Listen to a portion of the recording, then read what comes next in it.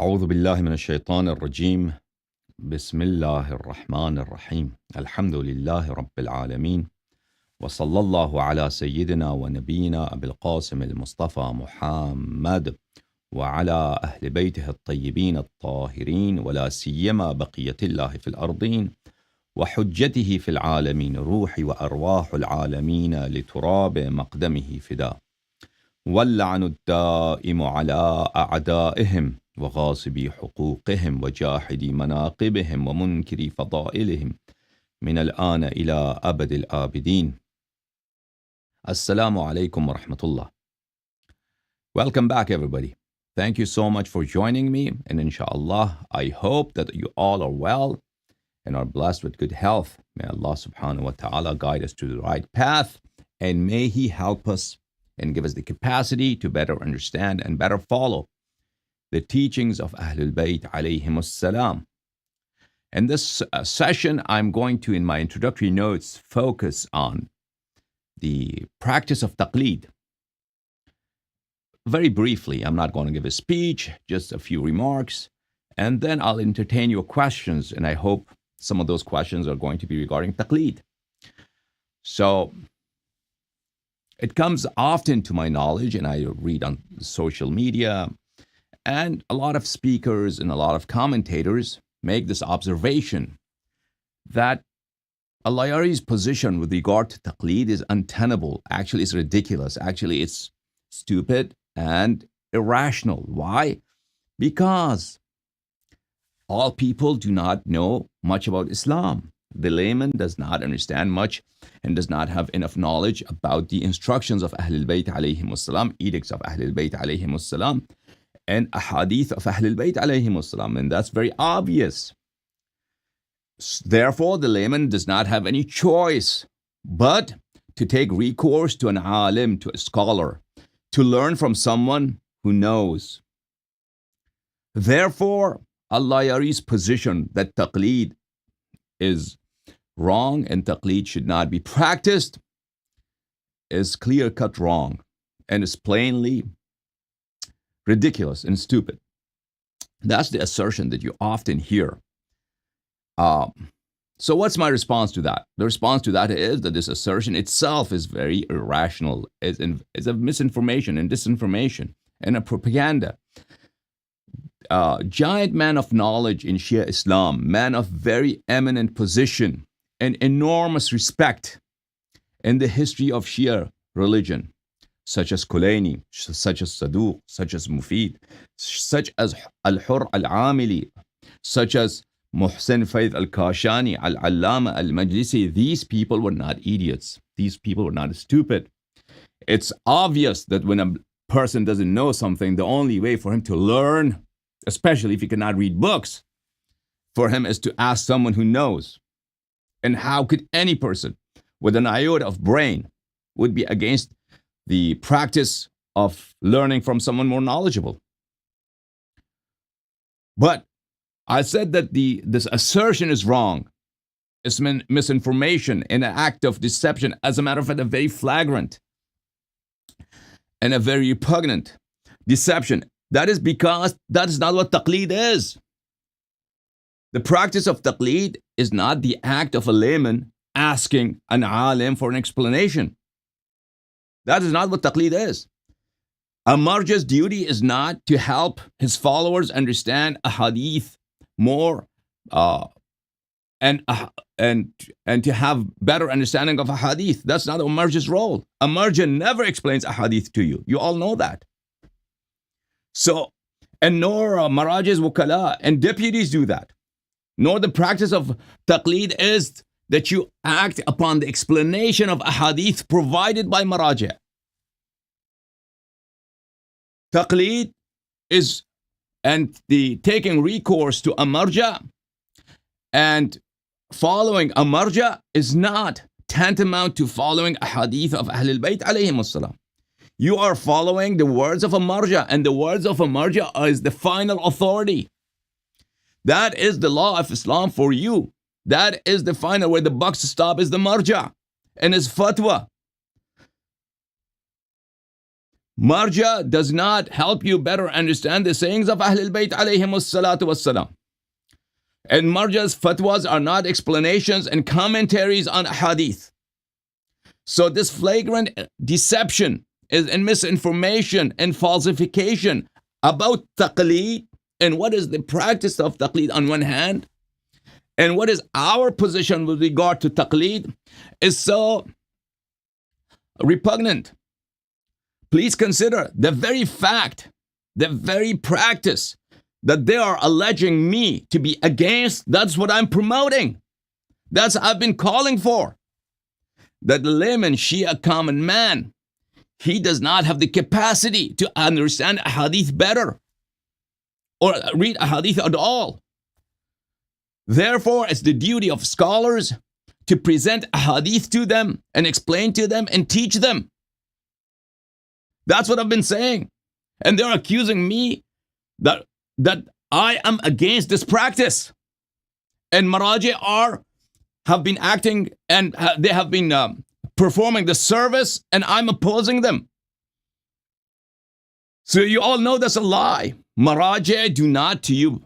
All these Maraji, so many of them, right? Today in the Shia world and before them, other Maraji, they have not written books of commentary on a hadith. They have not written for their followers translation of a hadith. Maraji, I'm saying, people who have translated a hadith, they are not Maraji. And Maraji does not condone, they do not finance translation of a hadith. Maraji do not write commentaries on a hadith and they do not give lectures on explaining a hadith for their followers. Nothing at all. All the Marja provides to you is his fatwa. His fatwa is not hadith. His fatwa is his own words. And you have been led to believe falsely and erroneously that his word is the final authority in Islam. And as a matter of fact, in practice, you give more weight to the edict of the Marja, to the fatwa of the Marja, than Quran, than Hadith. And I'm not exaggerating, that's the truth. Common Shias do not have anything to do with Quran or Hadith as far as their daily routines go, as far as their acts of worship go, as far as their religious practices are concerned. It's Maraji who dictate how they should live their lives. It's the Maraji who establish how they should think, what they should do. Everything in their all aspects of life are defined and established by Maraji. That is the truth.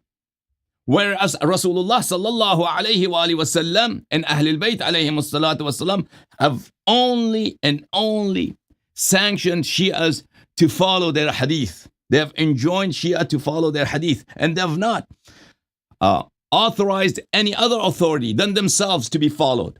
It's the duty of the Shia ulama to spread the hadith of Ahlul Bayt alayhimus salam.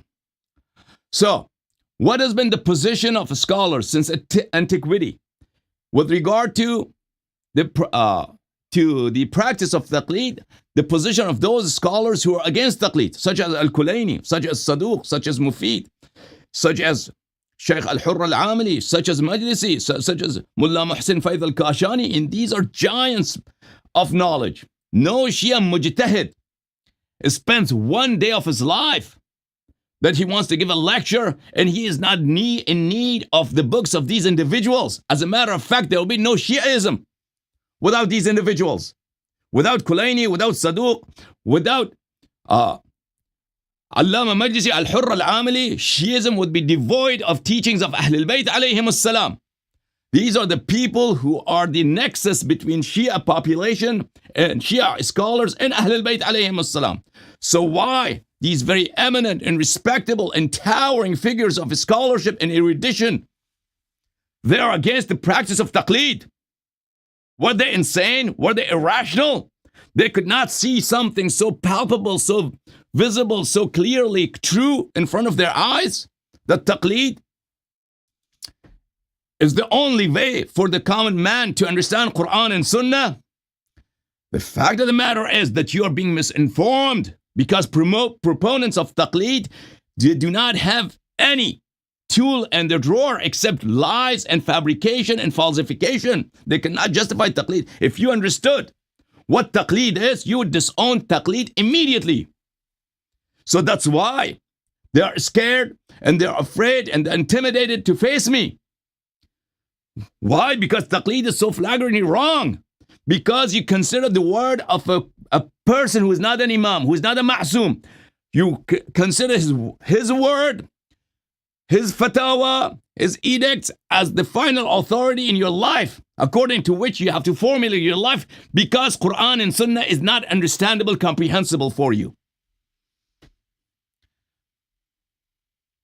And this person is not an imam, this person is not a Nabi sallallahu alayhi wa sallam. You have been led to believe that. No. Quran and Sunnah is comprehensible for you. You could understand them if someone explains to you. So if someone explains Quran and Sunnah to you, fatwa are more difficult, more complicated, more complex than ahadith of Ahlul Bayt alayhim as-salatu was-salam. Than Quran and then Sunnah. So the fact that they treat you as really dumb objects that you can never comprehend Quran and Sunnah. Therefore, our words authority for you. This is the greatest heresy in Islam. This is the usurpation of the position of the Imams alayhim as-salam, if you pay closely. So why these very respected scholars of Shiism, to whom Shias owe their entire religion, to persons such as Kulaini and Saduq, these individuals, they were against taqleed. This was not because they were dumb, because taqleed is a heresy. Taqleed is a blasphemy. Taqleed is that you take someone else other than Allah, someone else other than Rasul sallallahu alaihi wasallam, someone else other than the holy Imams alayhim salatu wasallam as the authority in your lives, and you follow them blindly, unquestionably, without any question. This obedience, such unquestionable adherence to someone, is reserved only for Allah and Rasul in Imams alayhim as-salam, because they're ma'zoom, because they're infallible. No person's word is hujjah upon you, has the force of Allah, except the words of Allah and Rasul and Ahlul Bayt alayhim as-salam. Scholars have the sole and mere responsibility to inculcate the population with the teachings of Ahlul Bayt alayhim as-salam and transmit the knowledge of Ahlul Bayt alayhim as-salam to the population, not to make the population follow their own opinions, because as they believe the common man is too dumb to understand Quran and Sunnah. At any rate, my dear brethren, let me rephrase my stance here. Islam could be followed only if people, only and only people who do not understand Quran and Sunnah, ask those scholars who understand in Quran and Sunnah. That's the only way Islam could be practiced. If you learn Islam, then you can practice Islam. But however, Islam is not the fatwa of ulama and scholars. Islam is only Quran and Sunnah. Anything that's not Quran and Sunnah, that's not Islam, and you don't have to follow it. As a matter of fact, you are not permitted to follow it. So words of Ahlul Bayt alayhim as-salatu was-salam, ahadith of Ahlul Bayt alayhim as-salam, Quran and Sunnah, the practice of taqleed, the institution of taqleed, the fact that people follow maraji is not the practice of educating oneself about hadith, about Quran and Sunnah. That's not it. You take the fatwa of a mujtahid in taqleed and you follow it unquestionably, and you pay no attention. It's not of your concern at all. What does Quran say on this subject, or Sunnah of Ahlul Bayt alayhim salam say on this subject? Because you have been led to believe that as long as you follow the words of the mujtahid, you have done your duty and you will not be held responsible for anything. That is a heresy. Ahlul Bayt alayhim salam have never said such a thing. The only time that you have performed your duty and you will not be held questionable by Allah in the day of judgment is if you followed Ahlul Bayt alayhim salam, their words, their examples, their actions. And of course, fatwa is not hadith. Fatwa is not the action of Ahlul Bayt alayhim. At any rate, may Allah bless you, Allah keep you well.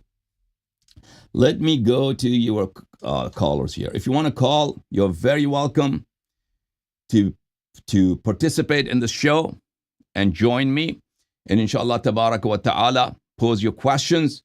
But this show is in English, so please, if you intend to call, make sure that you speak English. And then we have Zoom callers that you could. There's the Zoom link is posted in the chat, which you can click and join me via video call. And then we have also, I'll put on the screen phone numbers. There's a WhatsApp number, and there are US numbers as well as UK numbers, which you can call via landline. Okay. So I'll take video calls and also WhatsApp calls and audio calls. But first, I'll take a video call. The caller is Brother Imran. So you can pose any question you like. You don't have to just call about Taqleed. You can call about some other issue that's on your mind. But we encourage if you ask questions about Taqleed.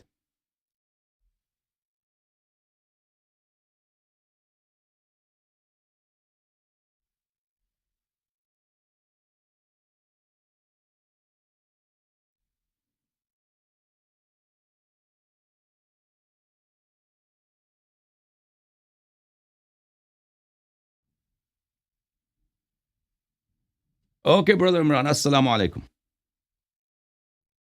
Brother Imran, are you there? Do you hear me? How you doing, brother? Yes, I can hear you. Are you able to hear me? Hey, hold on. Say something. Why I don't hear you? Yeah. Assalamu alaikum. Say something. Able to hear? Hold on. There's something wrong with my headpiece. They can help you. Probably. Your audio is good, but it's just me. I cannot hear you. Hello. Okay. Go ahead, please. Hello. Yeah. So, Assalamu alaikum. Hassan Allahyari. Alaikum assalam wa rahmatullah. You are doing well and in good health. Thank you, sir. May Allah bless you. Allah keep you well. That the topic for today's Taqleed. So I've had a few questions. Sure. On the same topic, and few of the questions were some friends of mine. They have conveyed to you. Yes, sir. So there are like 3-4 questions. I don't know how much you are able to take, but we'll try my best. We'll try to take all of your questions, sir. Sure. Great. So my first question is that can you highlight a bit that when Taqleed actually started? What's the history of it? Can you throw some light on it? So Taqleed was practiced by followers of the Judaism religion before Islam. And when Islam came, Jewish people had their fiqh, they had laws of the Talmud, and they used to follow their ulama, their scholars, and their jurisprudence. Even today, there's a very vast body of fiqh works that pertain to the Jewish religion, the Jewish legal code, which is the Talmudic law, which governs all aspects of lives of the Jews, whether they food or praying or getting married or cutting their hair, everything. So they used to practice this, and then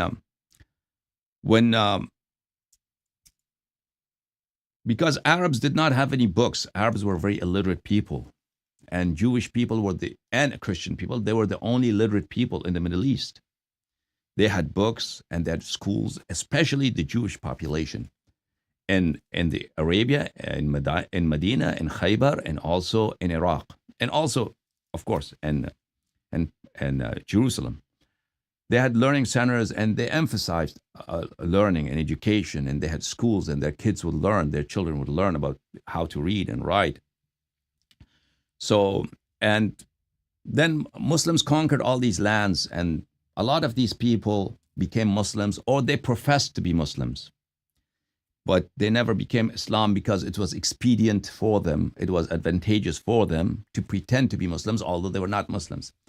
So what happened? Muslims learned a lot from these other religions, from Christianity and from Judaism. Amongst the things that Muslims learned from Judaism are a lot of ahadith, which are called Israeliyat, Israeli ahadith, which are, in other words, Jewish ahadith. In Muslims' books, and the other sects' books that pertain to Allah's nature, Allah's essence, Allah's attributes, and the story of creation, and what's going to happen in the hereafter, and the story of other prophets. But the Judaic influence over Muslims was not restricted just to ahadith. Also, there are other branches of knowledge. There are studies infiltrated into Islam, amongst them fiqh and usul al-fiqh, and the practice of taqleed. So a few years after these lands being conquered, a few decades later, we see the rise of fiqh. Although there was no fiqh in Islam, there was no jurisprudence in Islam except Quran and Sunnah. We see the rise of jurisprudential schools in Iraq, and Iraq became the center of jurisprudence, especially Kufa, the foremost amongst them being Abu Hanifa. But it's a matter of worthy of thinking. Where did this fiqh come from? Why did it spring in Kufa? Babylon was before Muslims conquered Babylon, was the center of Jewish learning. Talmud, majority of Talmud was written in Babylon. Even today, the majority of Jewish law was compiled and written in Babylon, in Iraq. And those Jewish scholars just did not disappear, and their knowledge and their way of thinking did not influence fiqh, and did not influence the generation of taqleed amongst Muslims. One has to be devoid of his faculties in order not to infer that. So, in the ahadith of Rasulullah sallallahu alaihi wasallam, even in non-Shia sources, there's plenty of assertions of Rasul sallallahu alaihi wasallam against following fatwa, following opinions of scholars, against following Ra'i. So taqleed was something that Rasulullah sallallahu alaihi wasallam was against.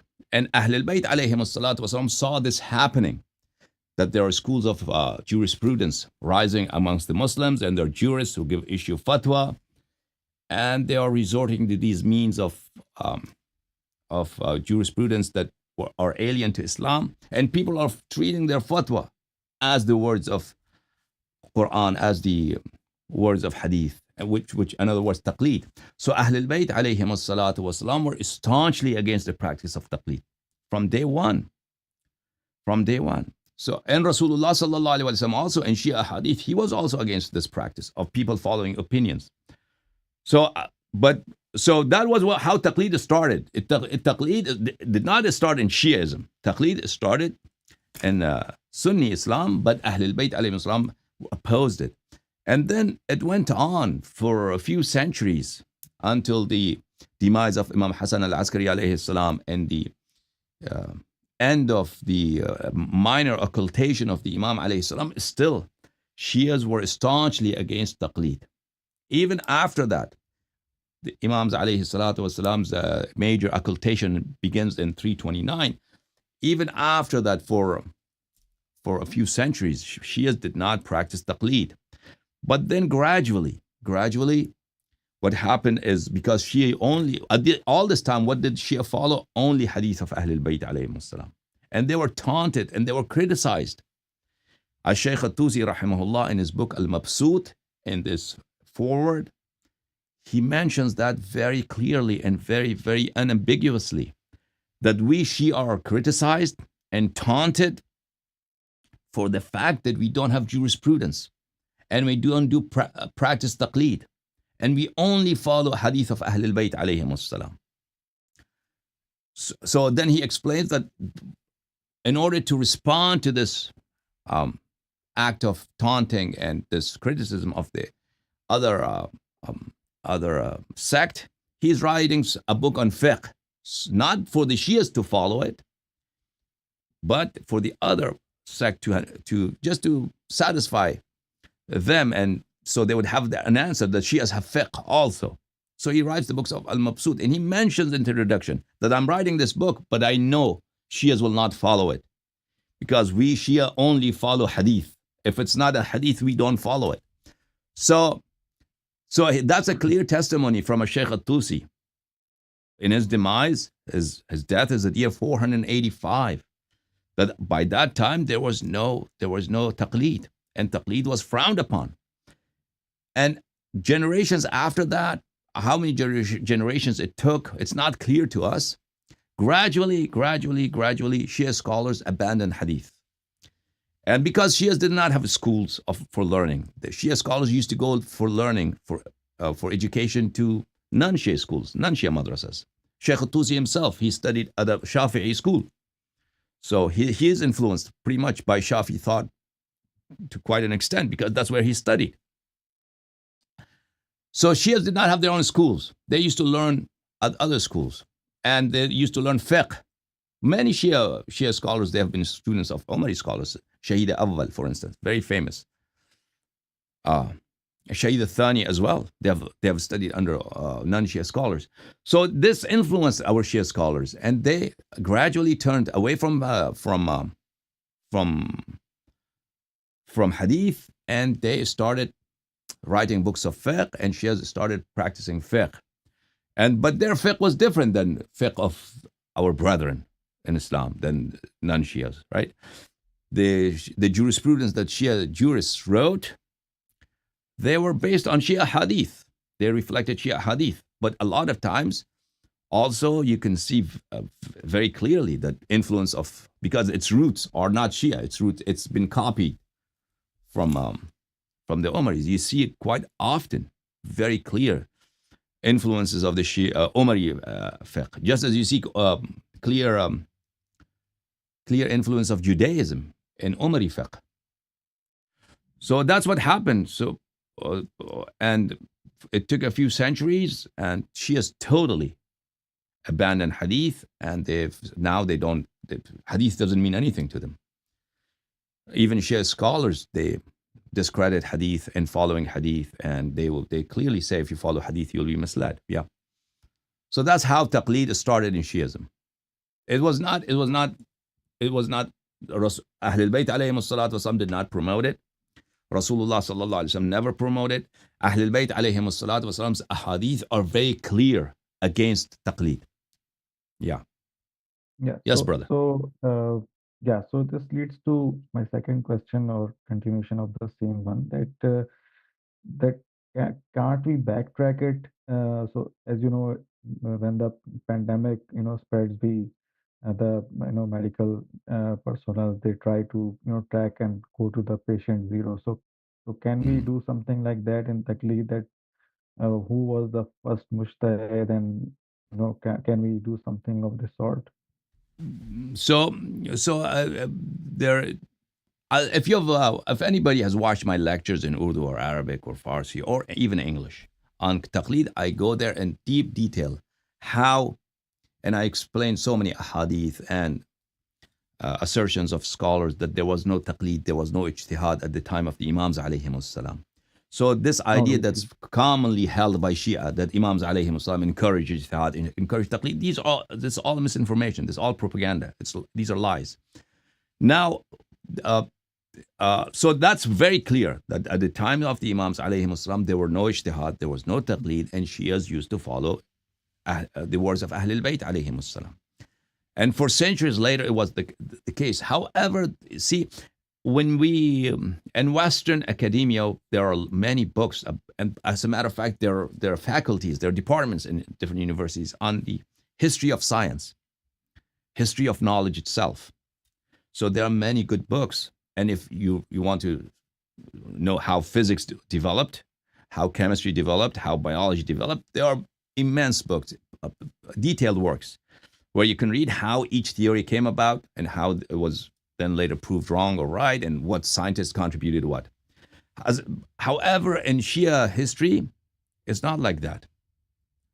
Shia history, if you go back, a lot of it we don't know, especially after 4th, 5th centuries, like lives of Shias, how they lived their lives, um, different communities. If they did taqleed, whose taqleed they did, it's not clear. If they followed hadith,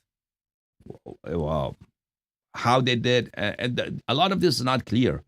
We know, for instance, Al-Shahid al-Thani, I think he is from the 10th century. He says that he talks about his own life, that Shia scholars in my time, nobody has book of hadith. And then he was from Lebanon. He says, if you go anywhere, Shia scholars do not, you rarely find a Shia scholar who has a book of hadith. Even in Iran, if you go, you don't find Shia scholars having books of hadith. In Iran, he says the scholars only teach mantiq and Sufism and philosophy. That's all they know. They don't know anything else. In Arab, Shia scholars can only follow Shari'a al-Islam.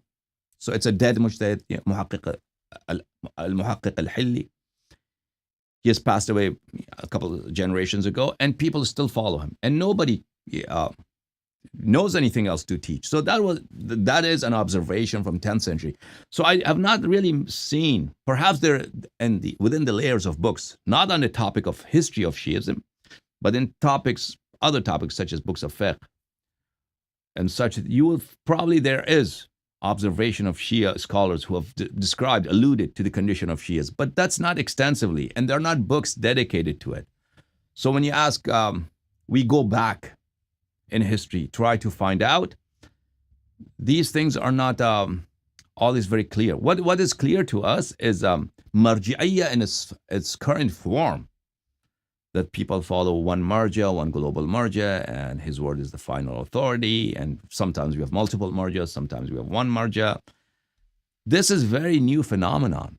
Even Shias who did taqleed in the past, they did not taqleed like this. They used to follow, they have a book, such as Shari'a al-Islam, the author has died 400 years ago. They still followed that book. That's how it was done.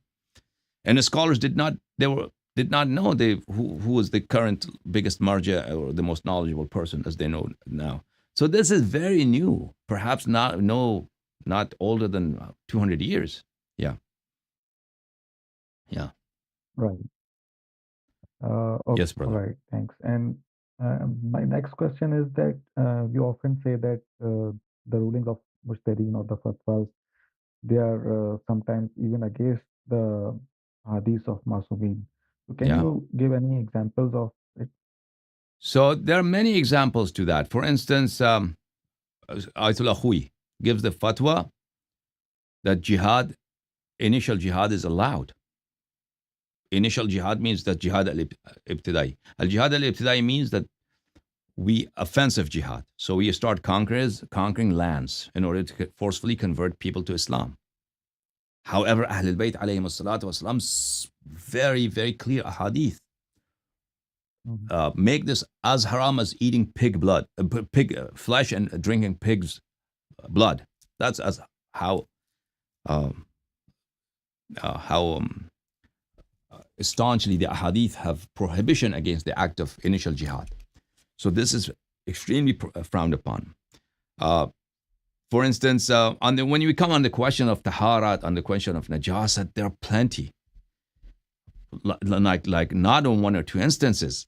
If you open the book of Sistani, for instance, probably on every page you'll find many instances that he gives fatwa against hadith.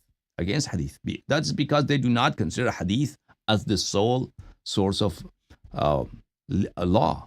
They consider their own common sense.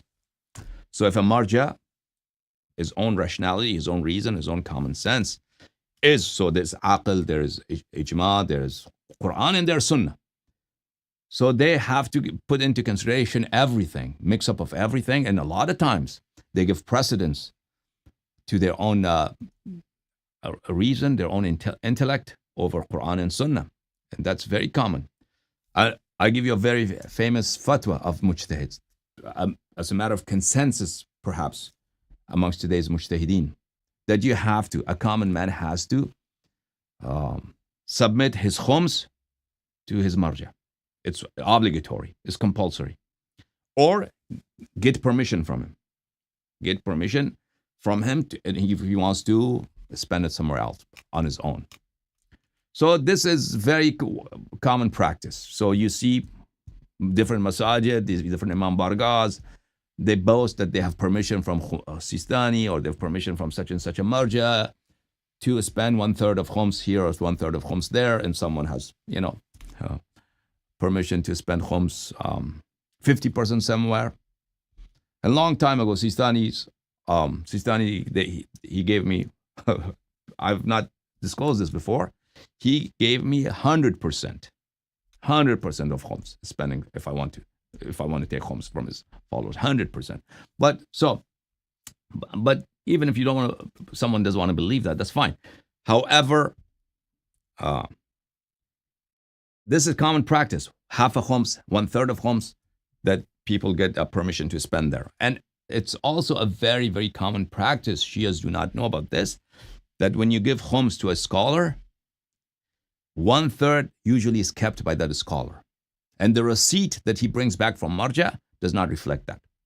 So if I give $100,000 or $50,000 to such and such person as my khums, what he does is give 2/3 to the marja usually, especially amongst Sistani's and Khamenei's deputies.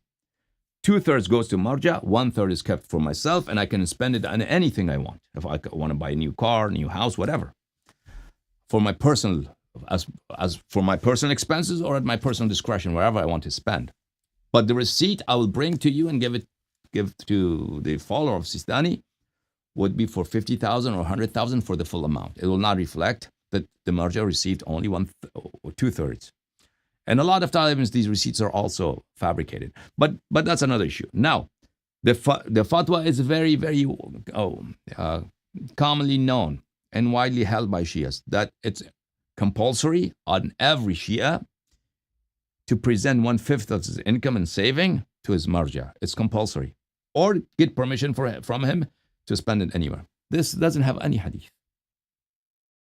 As a matter of fact, it goes against a hadith. So I've lectured on the subject in Arabic, also in Urdu as well. If somebody wants to understand these languages, go into detail. What does hadith say? When you do not have access to the Imam alayhi salatu wasalam, how do you spend hadith? Khums? There is no such hadith that you have to forward it to a marja or get a marja's permission, or the marja has the authority to oversee the expenditure of khums, has such an authority from the Imam alayhi salam. So that's another example, is widely held. So, another example would be that taqleed is obligatory, that you have either the option of doing taqleed or doing ijtihad. There's no such hadith. Right? This is very, very famous fatwa that all maraji, without any exception, with one exception of Ayatollah Rastagari, that he does not believe in this fatwa, that it's obligatory upon every Shia person to be either a mujtahid or a muqallid, or do ihtiyat. There's no such hadith to that effect, or there's no such verse of the Noble Quran. Ahlul Bayt alayhim as-salatu was-salam have stressed and emphasized that you have to follow Ahlul Bayt alayhim as-salam. Their words. You don't have the option to follow somebody else. So this hadith does not only conform, this fatwa does not only go against, does not have any hadith, it goes against a hadith. Because Ahlul Bayt alayhim as-salatu was have told us that we do not have any option but to follow them and their words. And we totally ignore a hadith and not be concerned with what hadith of Ahlul Bayt alayhim as-salatu was dictate with regard to our daily routines and our daily lives. And we only follow someone else's words, or we become mujtahid ourselves. This is in no hadith. And following a hadith does not mean that you have to become mujtahid. For centuries, Shias used to follow hadith without being mujtahids. Yeah. May Allah bless you, brother. Yeah, so this question is from one of my friends. Yeah. So I will quote his words. So he says that uh, Sheikh Hassan Rayari says that we should follow the hadith and use hadith as the source of uh, uh, getting instructions for our everyday tasks, for our prayers and following the Yeah. instructions of Allah. So why don't Hassan Rayari writes a book in which there Yeah. are like correct hadiths for let's say for Roda, Salat, moon sighting, all these kind of topics. So it will be easier for us. We will be following hadith and it will solve the problem for those who are not doing taqleed. Yeah, that's a very good idea. I'm thinking about it. I would really like to do that. If I had some assistance in my daily life, so there are so many tasks being a father, being taking care of family and everything. So and giving these lectures, it takes a lot of time.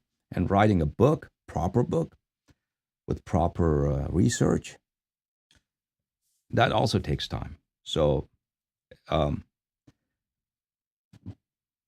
uh, that's something I should do. I agree. Inshallah. Inshallah.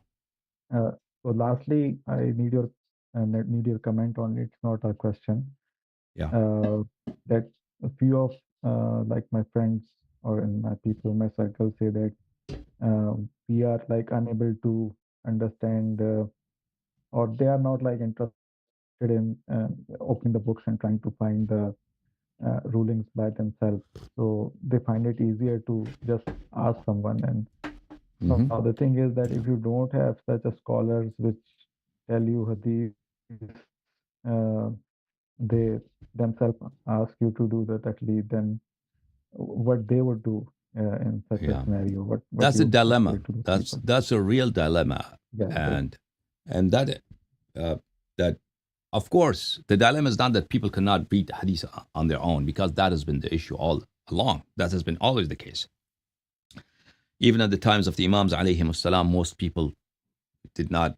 Very few people were literate. Very few people could read or and write. So even at the times of the Imams alayhim salam, when people followed hadith only, it was not the case that everybody used to read books of hadith.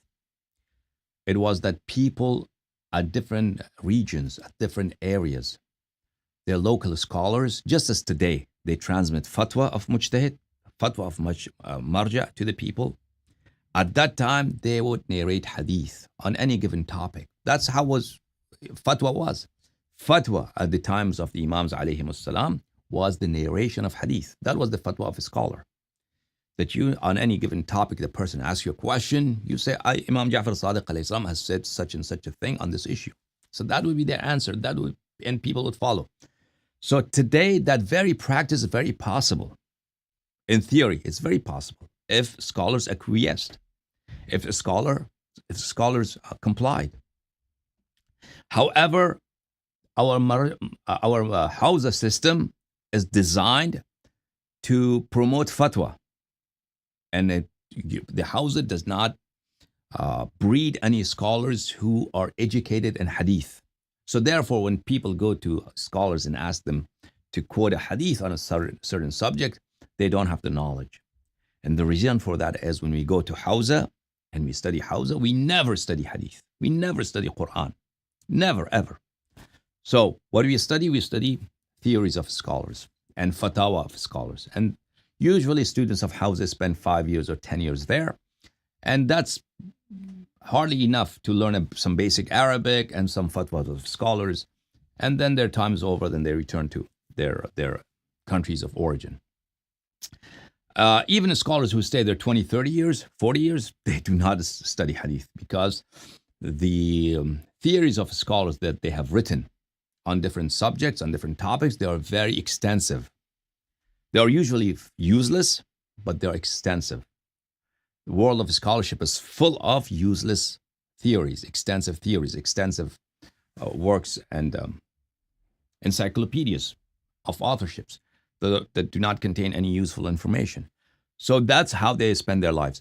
So today, if a common man does not understand hadith, of course, That's what's expected of him, not to be able to read books of hadith. However, when he goes to a scholar, it's the duty of a scholar to explain hadith to him, right? But today, scholars explain what? You can ask them to do fatwa because that's all they know is fatwa. They don't know hadith.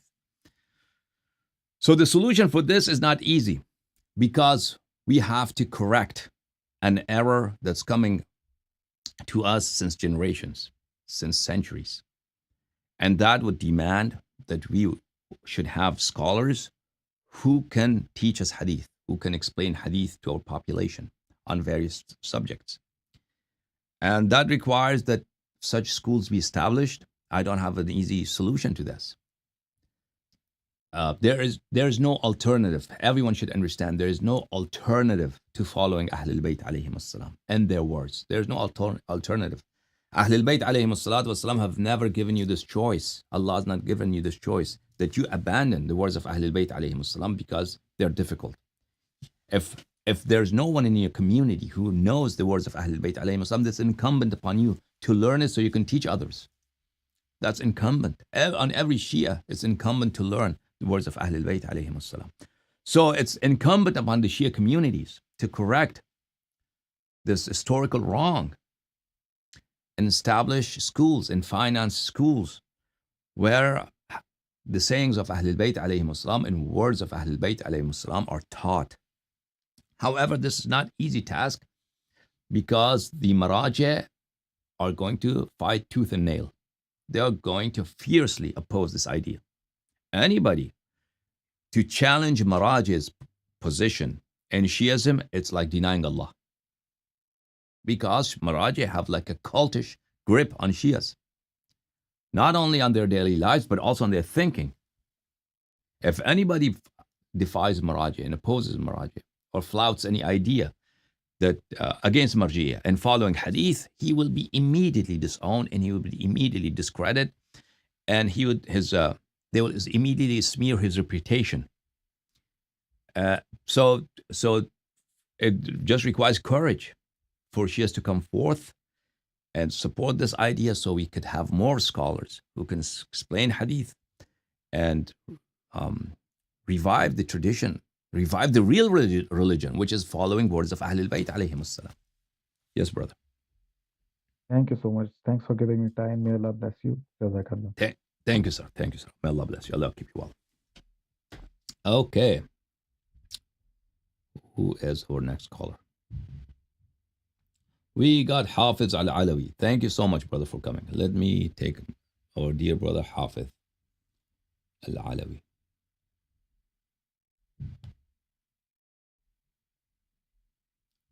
Assalamu alaikum. Brother Hafiz. Wa alaikum assalam wa rahmatullahi wa barakatuh. May Allah bless you. Allah keep you well. How are you doing, my brother? And respected Sheikh Hassan.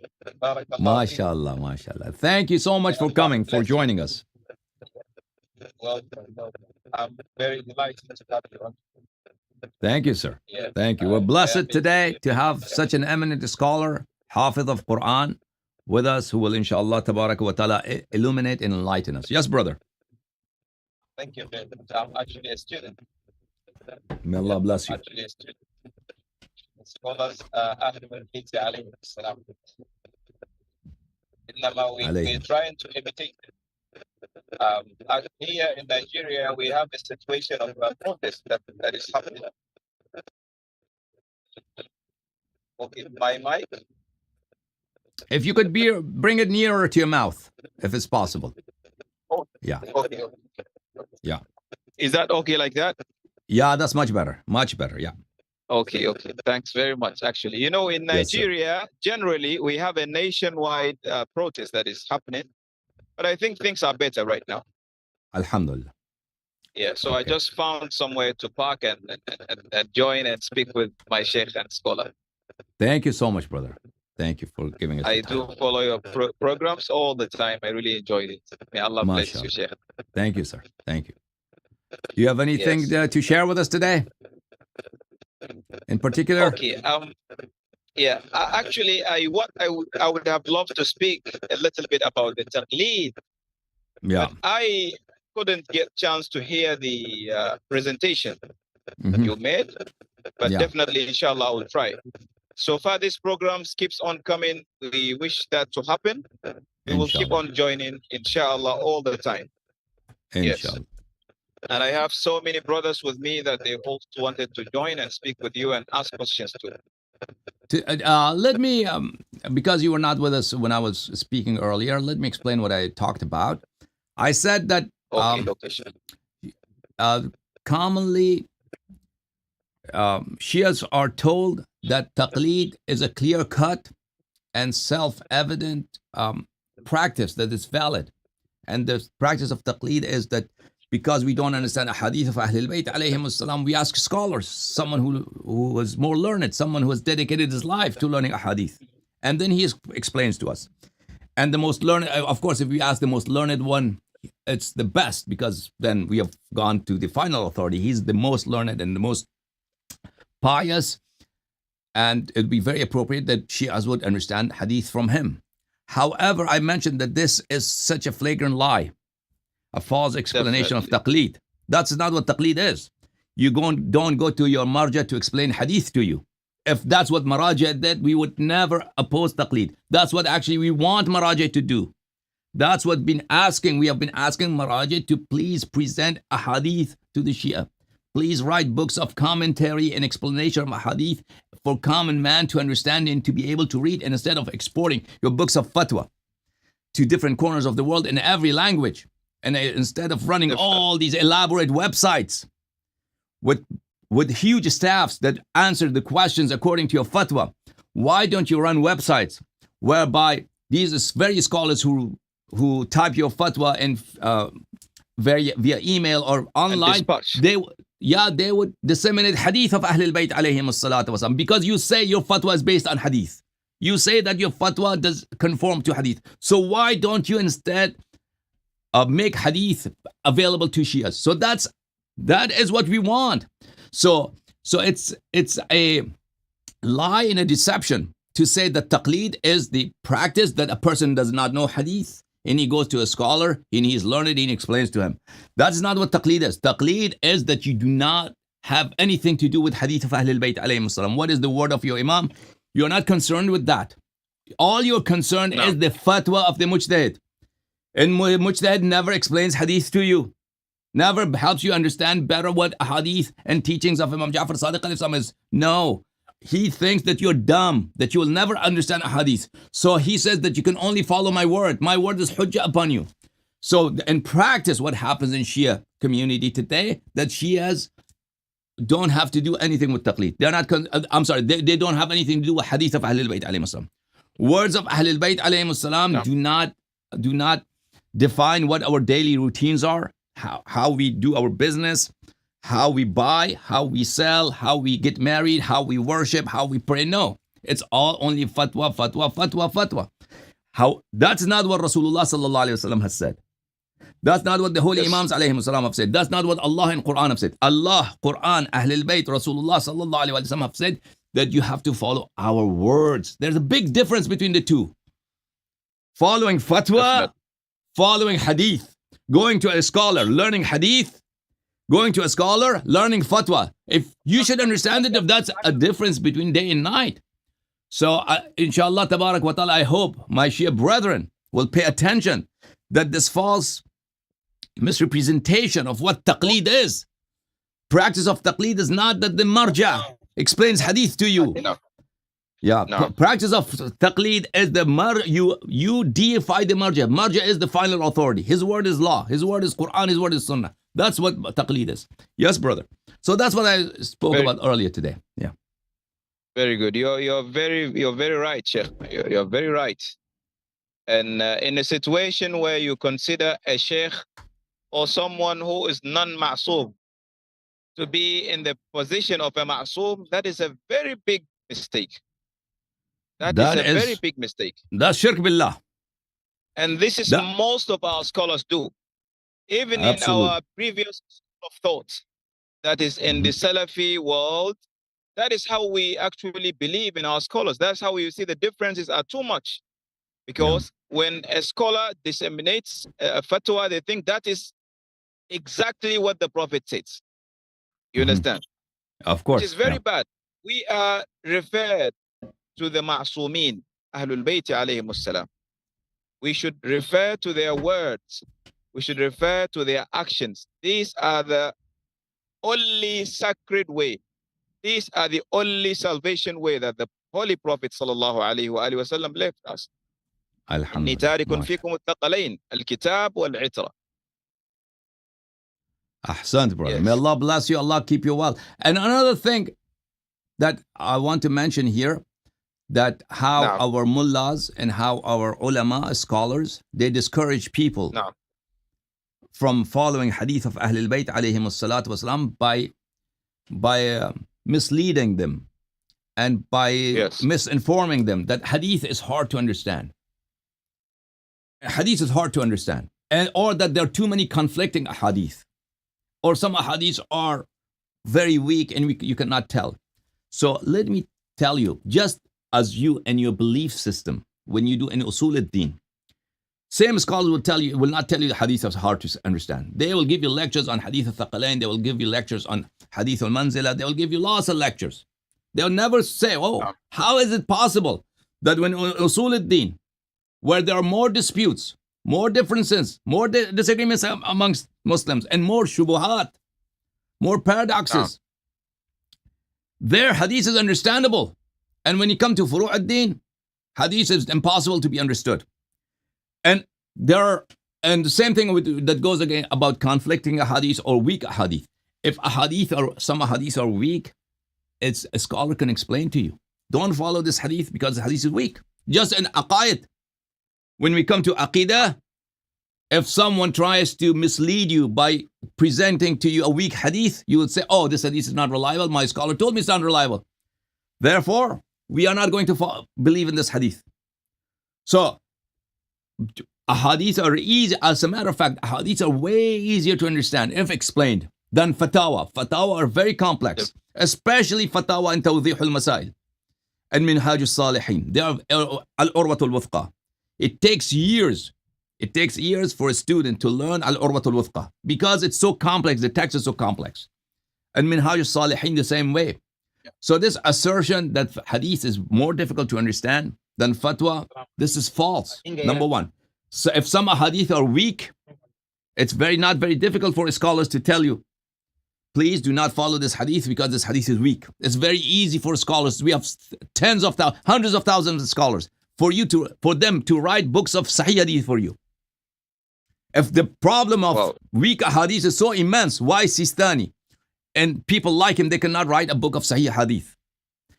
And number three, conflicting hadith. There are very few conflicting hadith. And just like aqaid, you have conflicting hadith. And furu' ad-din, you have conflicting hadith.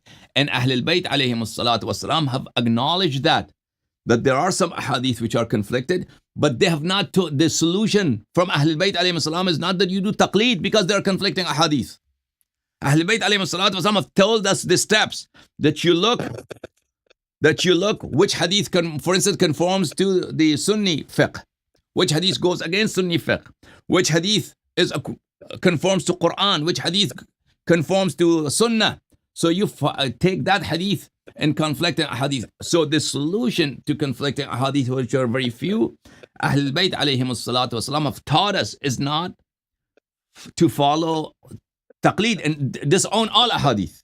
That's not the solution. The solution is, as I mentioned, Ahlul Bayt alayhim salam's own words when conflicting hadith occur, what she has to do. And for the common man, scholars don't have to present all the conflicting hadith.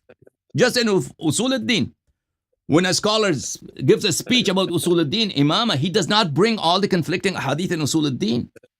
No, he chooses some hadith because it's not obligatory for the common man to learn all hadith in the world.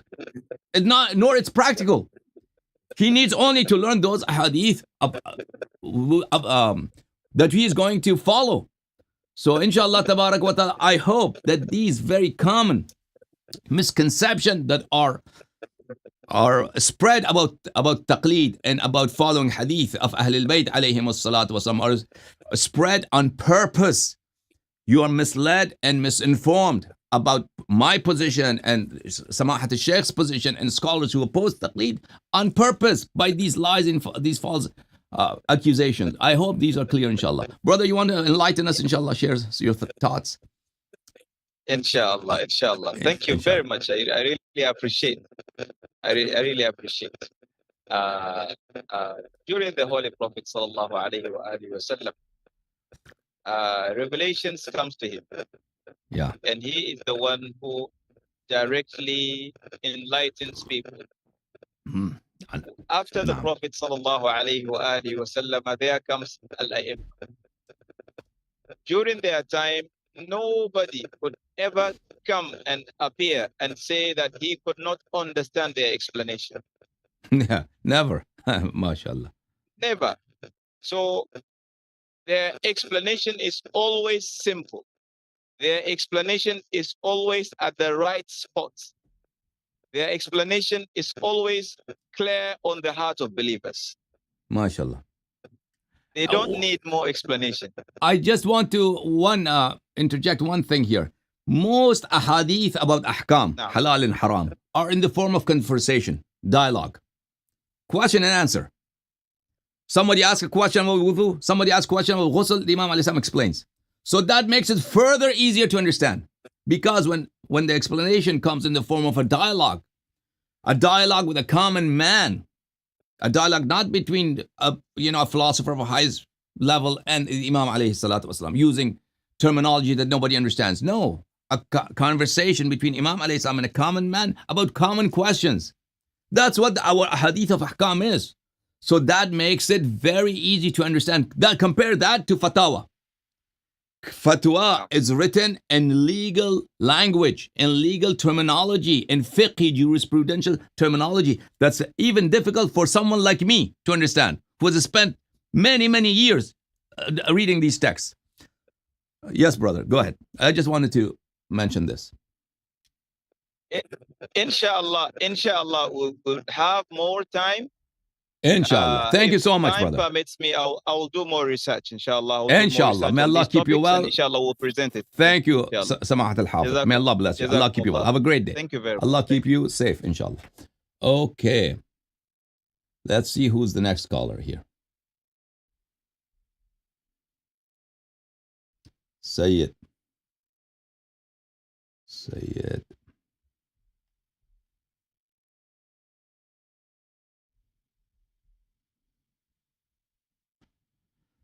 Assalamu alaikum, Sayyid. Alaikum assalam wa rahmatullah. How are you, Mr. How are you, sir? So good to see you. Thank you for joining us. It's long time. There is no conversation among us because you have no time for us and you have just known so many times. So, may Allah keep you well and Allah keep you safe, inshallah. I want to just have three questions and I would like to ask you that there are a series of morning of Azadari, Azadari, and you have lot of about this. And but what the morning of Masumin alayhi salam, this is what أشهد أنك قد أقمت الصلاة وآتيت الزكاة وأمرت بالمعروف ونهيت عن المنكر وطاعت الله ورسوله حتى أتاك اليقين. And thereafter, Ansara Deen Allah, Ansara Rasulullah, Ansara Amir al-Mu'mineen. So, and similarly in this ziyarah, there is a lot of al-Iqbal al-A'mal and Mafadi that أشهد أنك أني بكم أشهد أنك عامة من ولد أقل من التقوى ولا أمر هدى والعروة الوثقى والحجة والآية الدنيا أشهد الله ملائكته من بآيه ورسوله أني بكم مؤمن وبيا بكم موقن بشرائع ديني وخواتيم عمري لقلبي سلم لأمري. So there is the highest level is Amr. So Sahib al-Amr and may Allah has in his profound rise. You promised me to make a series on Sahib al-Amr and just create the love of Sahib al-Amr between his nation and his people who have to contact him because he is waiting and he himself wanted that the people to do those deeds who created the love of Sahib al-Amr. And Yes, he has sir. mentioned. And secondly, the Azadari, the Hadith Qudsi, the Allah subhanahu wa ta'ala said, there is a range. Assalamu alaikum, ya مثل الموضوع Mm. فصاله أن يبلغني المقام المحمود لكم عند الله وأن يرزقنا ظاهركم ما إماما مهديا ظاهرا ناطقا بالحق منكم. This Yes, is sir. Azadari. This is Azadari. And similarly, Imam Hussain alayhi salatu wasalam created a school, and Bibi Zainab salamullah alayha has run the movement towards that Yeah. school. I'm Huda sent people towards the Karbala, and therefore Yeah. we have only one this objective, and we the life, the purpose of life is our lifeline is Azadari, and this Azadari goes towards the Amr, and that Amr is obviously just to have been Muntazir lidawlatikum lakin zarat al-Jamia, Yeah. and similarly Ansar Dinillah. So the actual thing is Ansar Dinillah, and I doubt the Quran as a law has not much time, but have to give the all the rulings of till doomsday. ليظهر دين كله ولو كره المشركون. It is thrice. Surah Tawbah 33 and Surah As-Saf, chapter Surah Fath 28, and repeatedly Allah Ta'ala subhanahu wa ta'ala. This is Azadari, and this is what we have to. Yes, sir. May Allah bless you. Allah keep you well. Do you have a question for me, sir? I have question, and this is what the word marji and the word taqleed and muqallad. So, alayna ilqal rasul wa alaykum al-tafriq. This is Yeah. Thus, Abdul is not mustahid. Yeah. Mustahid is just an ordinary servant of him, but he has duty to do the علينا work. إلقاء الأصول وعليكم التفريع. Okay, let me explain this hadith. What does this hadith mean? So, Let me complete al-usul, yeah, I understand. Oh, go ahead. You want to complete it? Go ahead, please. Yeah. So similarly, man kana signan li nafsihi yaqalladu. Oh, yeah. Clearly Okay, matched. these two. Let me talk about these two hadith because it will take time. Farja'u, and the root word is farja'u and the marji. Okay. May Allah bless you, brother Ibn Shahid. I'm going to answer to your questions. First of all, the first hadith. علينا إلقاء الأصول وعليكم التفريع. So it's very important to understand a hadith and the context that they were stated by the holy Imams alayhim as-salam. Because mujtahideen, they do not study hadith in our houses, in our seminaries, a hadith are not taught, and very little research is done with respect to a hadith. A lot of time very superficial and often wrong meanings are taken from a hadith. In today's age, in modern age, in current Arabic that we use, the word asl, the plural of which is usul, means a principle. So, based on current modern Arabic, and not even so modern, but for a few centuries, if you translate this hadith, it means we impart general directions, general principles. And the tafri' would mean that you make furu' thereof. Furu' means particular rulings on each subject. So that each mujtahideen would say that, look, Imam alayhi salatu wasalam said that they only give us general principles, and it's our job to make up or to formulate particular rulings for different situations. However, there are a few questions with regard to this understanding of hadith, because at the time of the holy Imams alayhim wassalam, it was not commonly used the word al-asl, the plural of which is as usul, to refer to general principles. Al-asl at that time was commonly used to refer to a book of hadith. And for centuries, it was the parlance of muhaddithin that they referred to some books of hadith al-usul. or al-asl. Which books of hadith? Those books of hadith that they were dictations of an imam alayhi salam.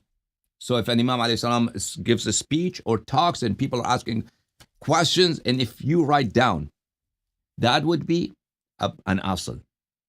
An asl. So by nature, these usul, and we have very famous usul al-arba'amiyah, the 400 usul, which were books of hadith.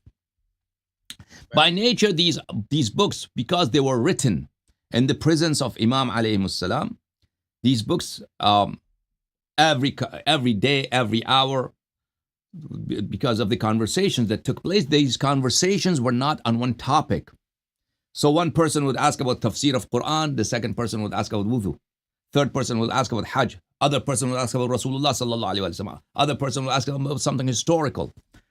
So these books of usul, one page would, or several pages, you would not find them to be on one topic. They would be on different topics. So Al-Imam alayhi salatu wasalam says, alayna ilqa'ul usul. It's incumbent upon us to deliver to you these usul. So you write down our sayings and these books of hadith. So you write down our dictations. And a lot of times also it happened that Imams alayhi salatu wasalam had books of their own companions. Books of hadith written by their credible companions, and they would give those books of hadith to other people for them to make copies of it or to write it down, or because they needed it. So this assertion, alayna ilqa'ul usul, it's our duty to hand over to you usul, or impart to you usul. This refers to books of ahadith. Wa alaykum at-tafri', and you have to make furu out of it. Furu means branches, because these books of hadith, al-usul, they were not dedicated to one topic, and they were not divided on various topics. So one page would contain a variety of topics. So if a person wanted to find out what is, for instance, the hadith that pertains to wudu in this book, it would be very difficult. It would be very difficult. Why? Because there's no table of content. It's not chapterized. And if you go page by page, every page contains every topic that was discussed in that session. So alayna ilqa'ul usul wa alaykum at-tafri' means this subject that Imam alayhi salatu wasalam, because if you read the lives of the companions of the Imams alayhi salam, vast majority of the companions of our Imams alayhi salam, they were authors. They were writers of hadith. Authors and writers of hadith. So when Imam alayhi salatu wasalam, majority of the companions are students of hadith, and they chronicle hadith, and they write hadith, and they're writers of books of usul. Imam alayhi salatu wasalam says, now that you wrote these usul, now you have to organize them. You have to chapterize them. Tafri', chapterization, to give each topic its appropriate hadith. And so it'll be more organized for people to refer to these books of hadith. So it's a very, very erroneous understanding of mujtahideen from this hadith. Now, second, even if we compromise and agree, okay, it's possible that this hadith would mean what mujtahideen are saying, that Imams alayhim salatu wasalam give general principles, and we have to apply them to particular situations. That is still does not justify taqleed. Because their Imams alayhim salam, is true, they give us general principles. Not all their ahadith are general principles.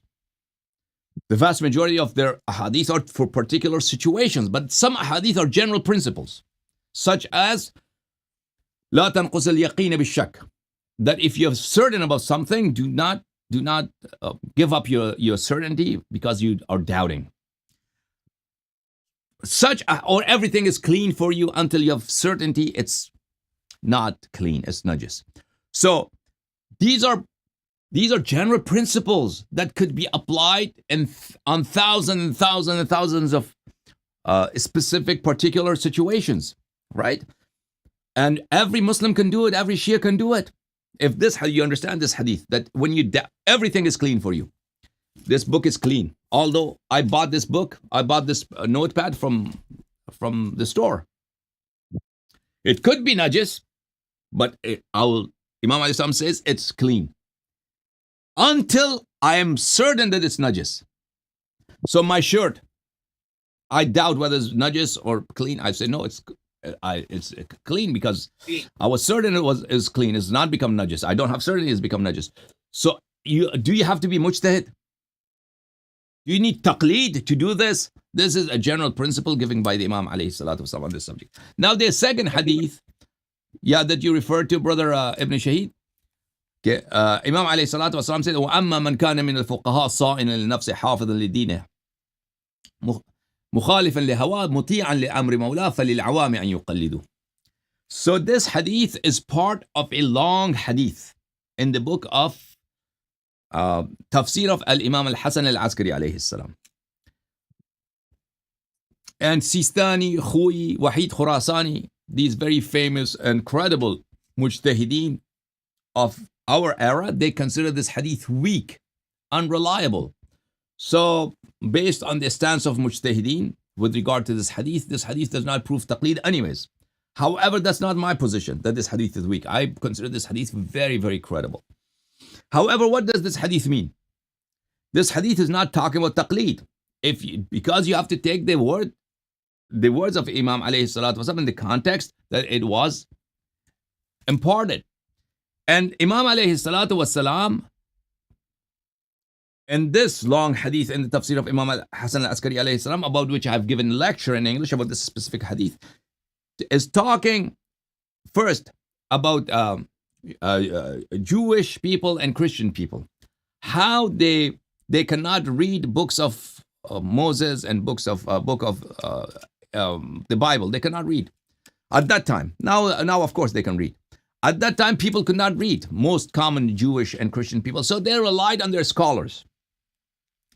And their scholars would read for them erroneously because they were corrupt. The priests were corrupt. They would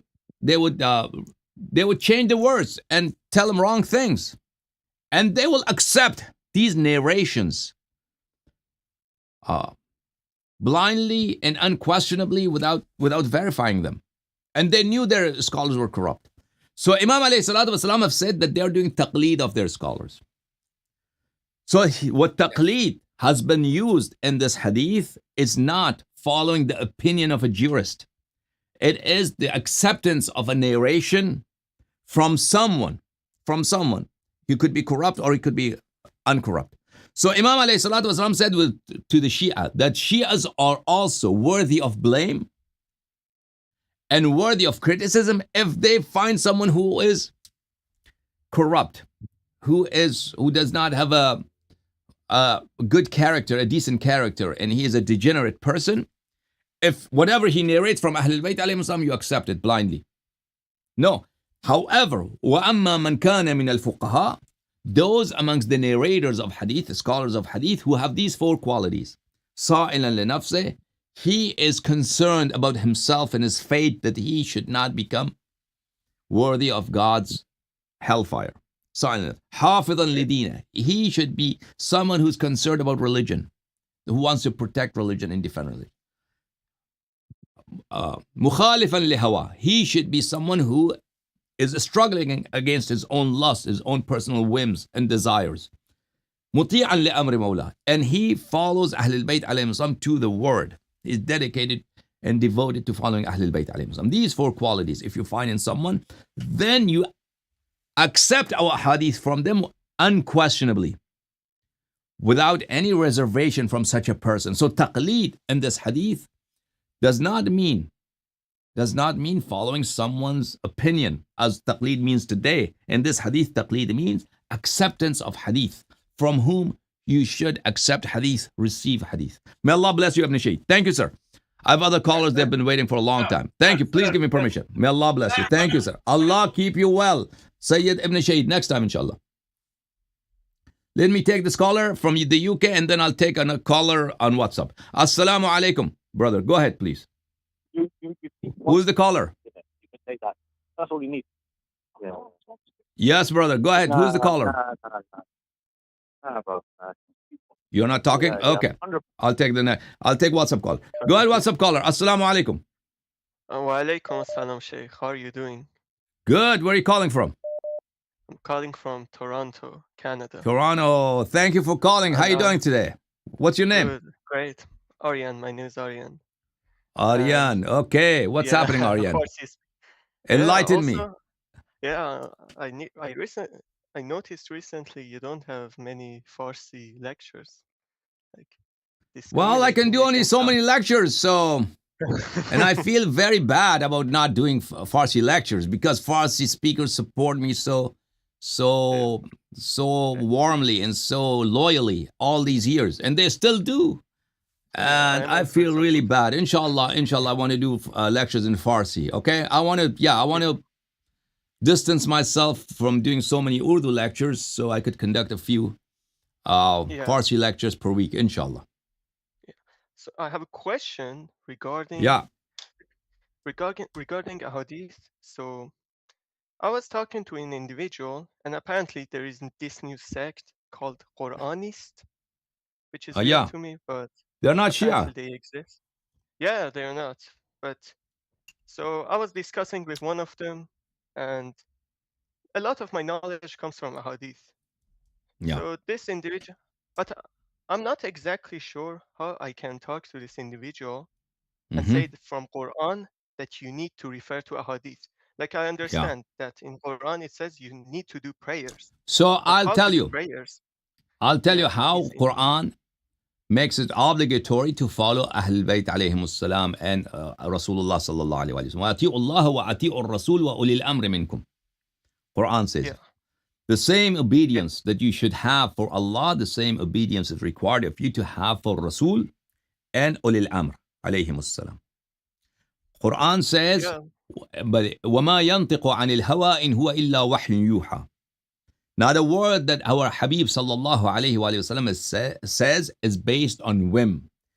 All his words are wahi, are revelations, are divine messages that are imparted to you. Quran time and again asks us to follow Ahlul Bayt alayhim salam. يَا أَيُّهَا الَّذِينَ آمَنُوا اتَّقُوا اللَّهَ وَكُونُوا مَعَ الصَّادِقِينَ. Always follow Sadiqeen alayhim salam. Okay, my brother? Aryan, you take care now. Yes. Other questions? Yeah. And go ahead. So another question was about interest rate. Like I asked this question years ago, but I still. So inshallah, I'll give him a lecture on the subject. Okay, just wait for my lecture on the topic. Okay, Aryan? Oh yes. Okay, thank you. Take care, brother. Another question. Another question. Quick question regarding the age of Aisha when she married. So I understand that argument. So she was about 19 years old, according to credible reports. She herself, because she died the year 57, so she lived about 47 years after the Prophet sallallahu alaihi wasallam. And of course, at that time there were no record keeping, so she claimed to be very young, like all women, right? They claim to be very young and fresh. Motivation for her yeah.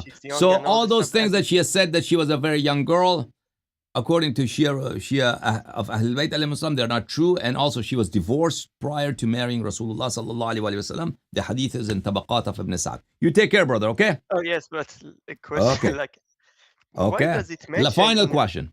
Yeah. No, like continuation of this. So why does it mention in our hadith that directly, like she's 9 years old? Like I understand that her age difference between her and her sister is 10 years. And we know her sister's age. So I've not. Can you mention to me where did you see this hadith in our hadith? It was in Bahar al-Anwar. Okay, Bahar al-Anwar. A lot of times he narrates from non-Shia sources. So Bahar al-Anwar, you have to see where does he narrate, because Bahar al-Anwar is not a primary source; it's a secondary source. So Bahar al-Anwar is not all of it is not just Shia hadith. So there are non-Shia hadiths as well. Okay. So how can I disregard? How can I make sure which ones?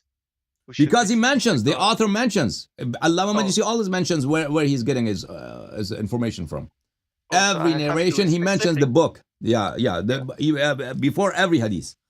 Each and every hadith before he narrates, he says, I'm taking this hadith from such and such book. So it's very clear. Where he's getting his information from. He always cites his sources. He always cites his sources. And I also had one request. Because, I mentioned these Quranist people, and apparently there are a lot of them. I encountered several of them, and it would be great if you had a comprehensive lecture that covered this, like every Well, they're aspect, not very every important angle. because the Quranis, well, see, Quranis are negligible sect. Nobody follows them. Yeah. Okay, may Yeah, Allah but bless you. some Yeah. Yeah. people, Okay, may Allah keep you well, Thank Aryan. you so Okay, much. take care. You too. Thank you, sir. Thank Take you. care. Bye. Thank you, brother. Okay. Let me get this guy. Is he still there? UK caller is still there? Yes, Hello? sir. Yes, sir. Where are you calling from? Alaykum salam. Calling from London. I have a couple of questions actually. And What's your one name? in particular, Ali. Ali. sorry, Okay, Ali.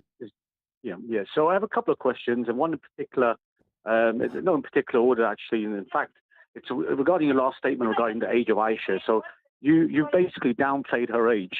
Yeah, in Al-Kafi you have a tradition from the Ahlul Bayt in which it's mentioned she was around 10. She was around 10, and I believe your methodology, you believe everything I stand in correct. Al-Kafi has been, I stand corrected. If that's in Al-Kafi, I stand corrected. I've no seen problem. in their books. That's fine. Yeah. But No so according to their book, I agree there could be a difference in age. But she claims to be 6 years years old, right? When she got married. That's right. She did. She And this is not swings. This is universally accepted by all Muslims that you can marry a woman who is 9 or 10 years old, and it's a universal practice in the West. That's fine. That's fine. Yeah, universal practice in the West that girls before age of 8 or 9 they engage in sexual activities. Agreed. Alhamdulillah, that's fine. No, I appreciate you've given more of a balanced response. Now, the second point is obviously I've seen some of your lectures against the Taqleed itself, and I respect that you show distinction between referring to scholars for evidence and obviously the idea of blindly following a scholar. Now, I also heard some of your lectures where you showed emphasis on knowing the Arabic language and how important it is, right? So if we don't understand language, how are we going to even give judgment on issues of halal and haram? How are we going to understand those contradictory narrations? So at this moment in time, since you oppose the idea of Taqleed, what's your alternative? And at this moment, who would you consider to be a scholar worthy of emulation when it comes to referring to them? So understanding Arabic, that is for someone who wants to research an hadith, who wants to become a scholar. If you just want to follow a hadith of Ahlul Bayt alayhim as-salatu was-salam, just as you can follow a mujtahid by not knowing his native language or Arabic, in which language he writes his fatwa, it's good for you to follow his fatwas in English or in Urdu or in Punjabi or any language. Likewise, as long as that information from Ahlul Bayt alayhim as-salam is translated correctly and you are content and you're confident that translation is correct, it could be in any language. It could be in Chinese, it could be in Hindi. As long as it's not an erroneous translation, it's just as we do with the Noble Quran. All Muslims believe in Noble Quran. All Muslims believe that it's compulsory for Muslims to read Quran and to try to ponder and consider what it says and think about its meanings. That's an act of worship, and all Muslims should do that, right? And we know that 90% of Muslims do not know Arabic. How they do that? They look at translations. And if they don't understand one translation, then they look at the second translation, third translation, then they get the gist of idea what the verse is saying. And if still they don't know, then they can ask somebody. So same thing could be done with a hadith of Ahlul Bayt alayhim as-salatu was-salam. Vast majority of muqallideen in Shia world, they do not know Arabic and they cannot read the fatwa of mujtahideen.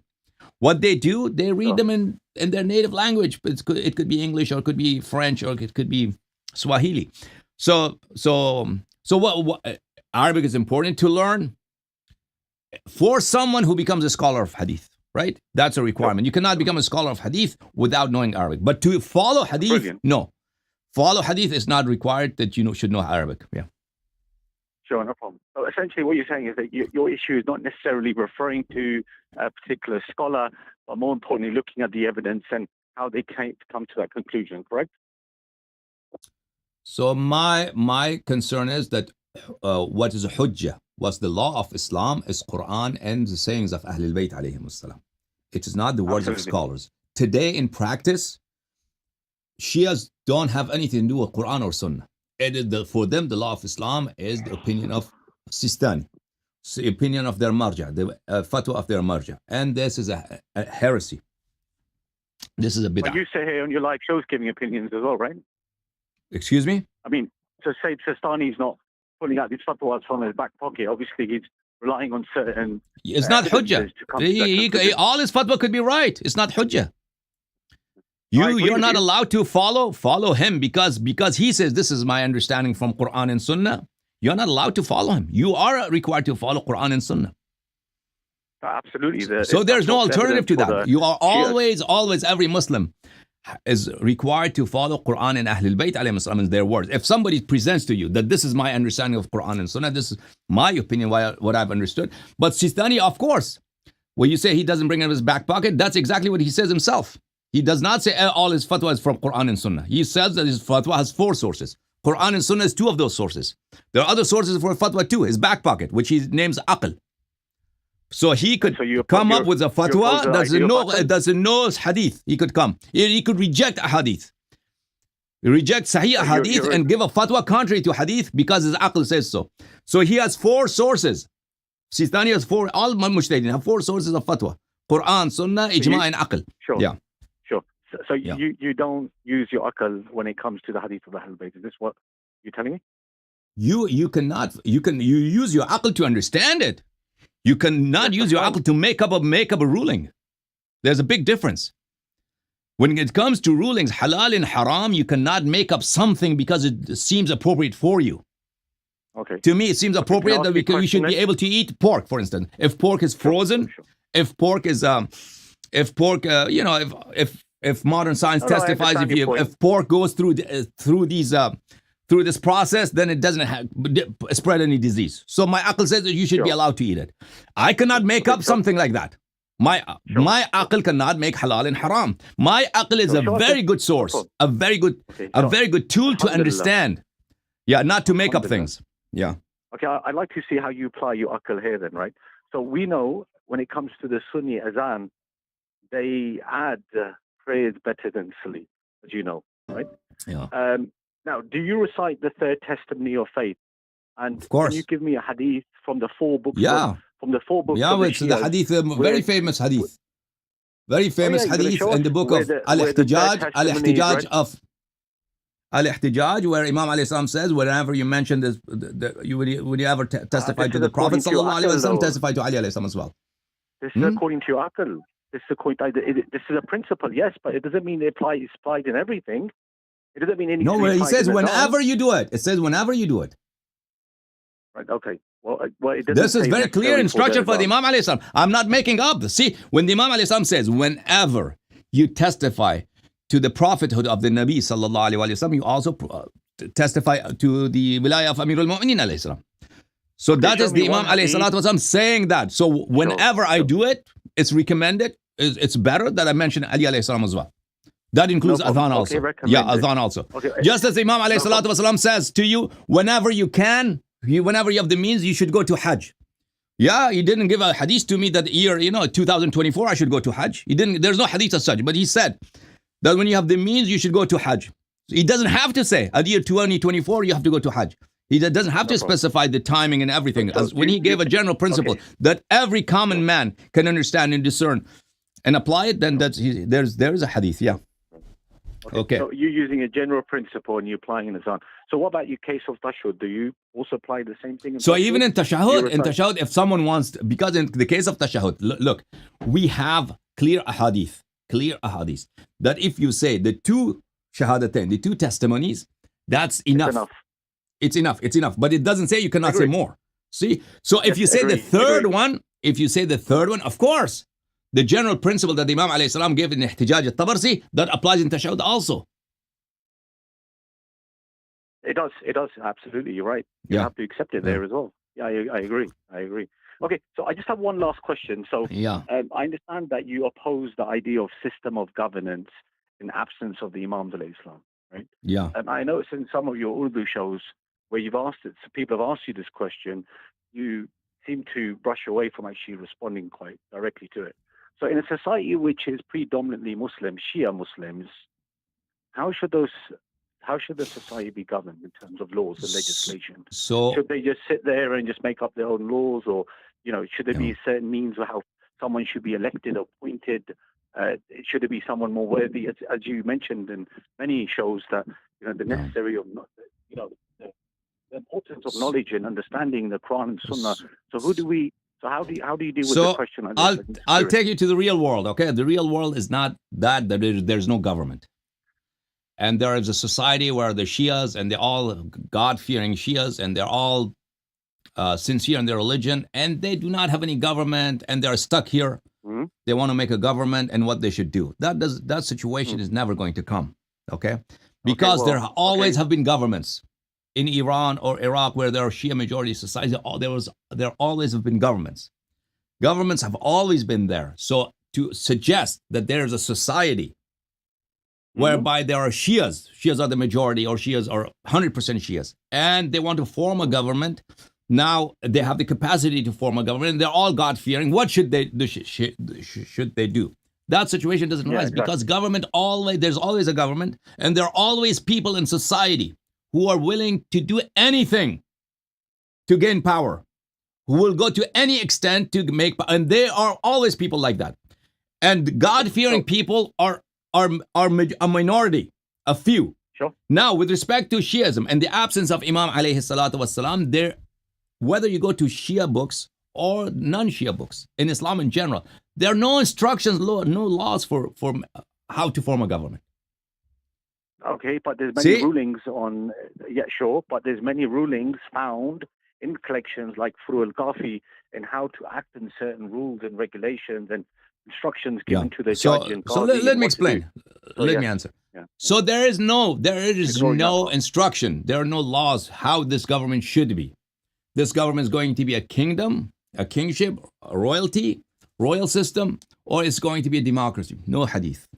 If it's a royal system, who will be the king? No instructions. No instructions at all. If it's going to be a democracy, how?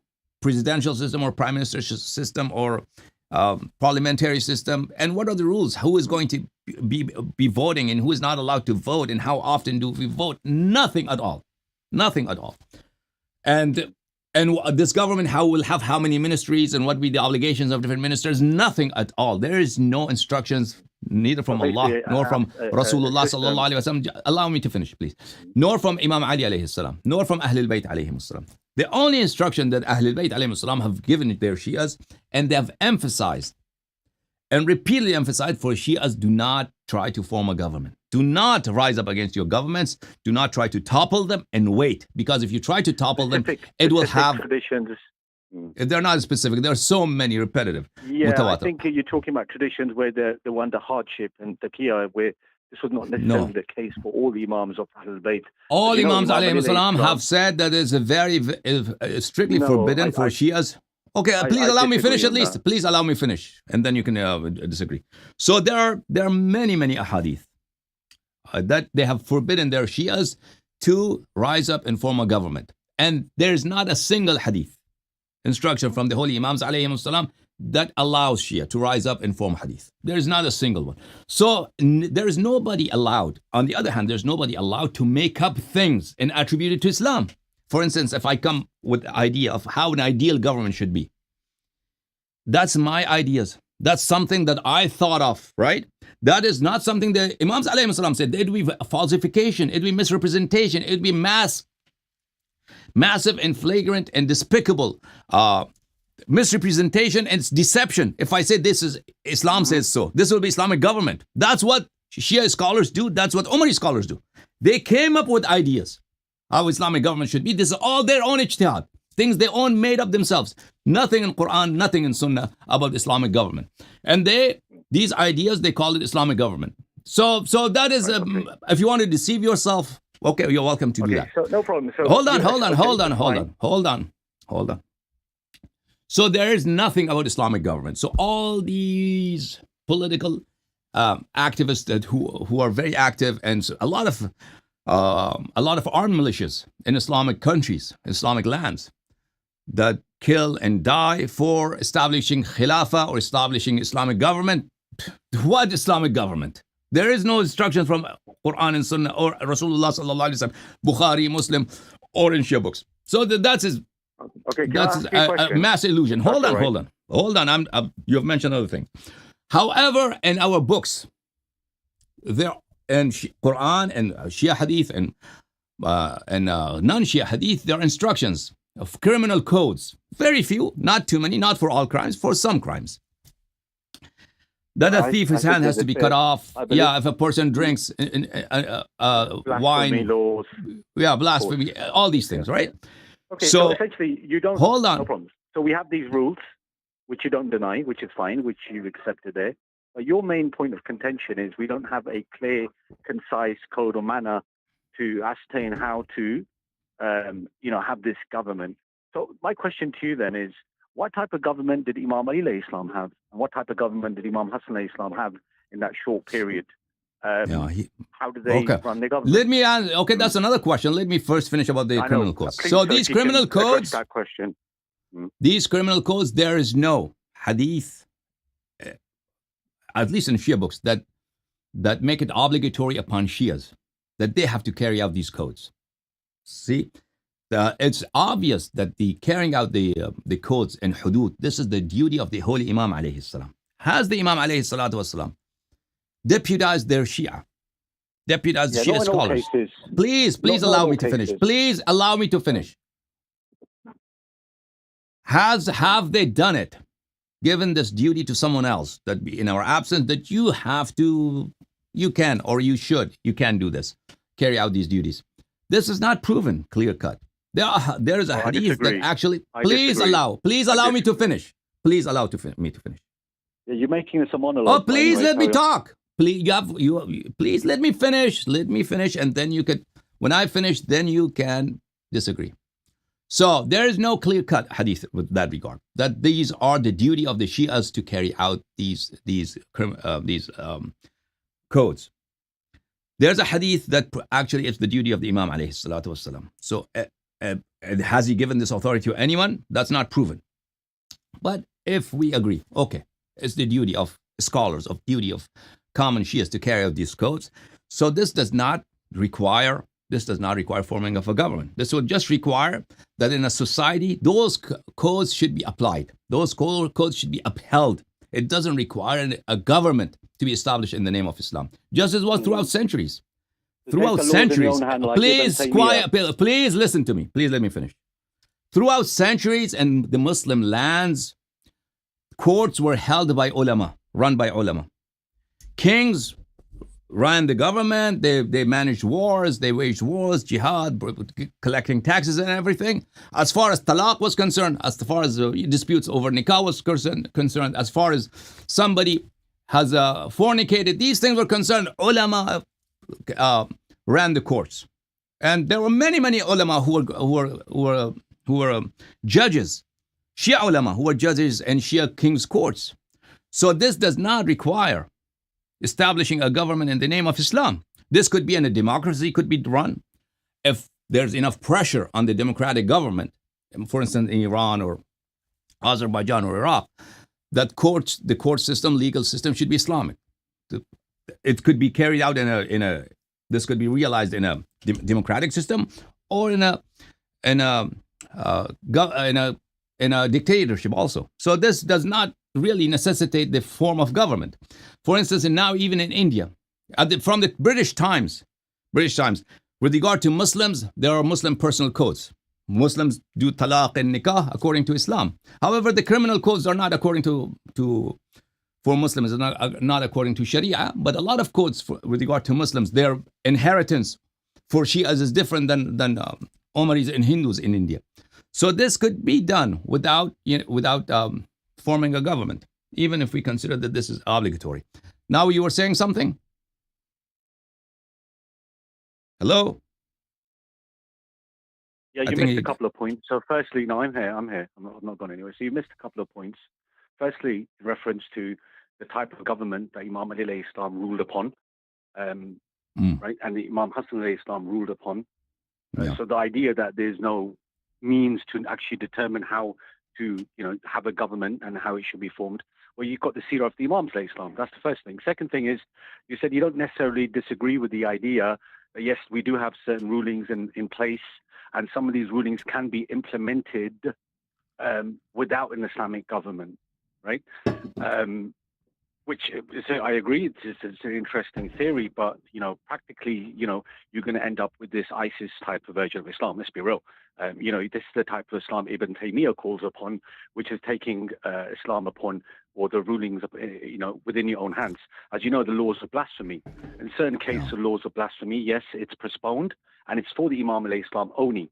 However, the case for a Nasibi, the Imams also give certain circumstance, situation where you can actually take the laws in your own hand when it comes to a Nasibi. I'm sure you're aware of this as well.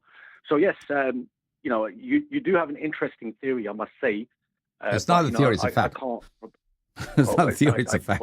If you think there are hadith in our books that ask Shia to form a government or describe the form of government for us, please. What type of government they were running as well. Okay, I'll tell you about Imam Hassan and Amir al-Mu'minin Islam government and the Prophet's sallallahu alaihi wasallam governments. Those governments were absolute dictatorships, and not in a bad way. Yeah, the ruler, the foremost authority, the highest authority is the Imam or the Prophet sallallahu alaihi wasallam, and he has absolute authority to run everything, whether it be finances, taxes, jihad, appointing governors, appointing the imams of the masjid, everything he's running. And those governments were not modern governments.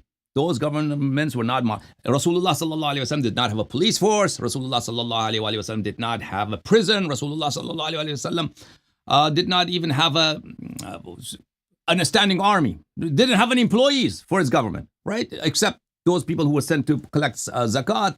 They were giving a little bit of share from zakat. That was it. Well, if a war happened, there would be volunteers were called upon, and they would go to wage war. Same thing with Amir al-Mu'minin alayhi salatu wasalam. At the helm of the government, there's an imam, ma'soom imam, and he has absolute authority. And this imam alayhi salatu wasalam ran government according to the light that he had from Allah, according to the instructions from Allah subhanahu wa ta'ala that he did not share with us.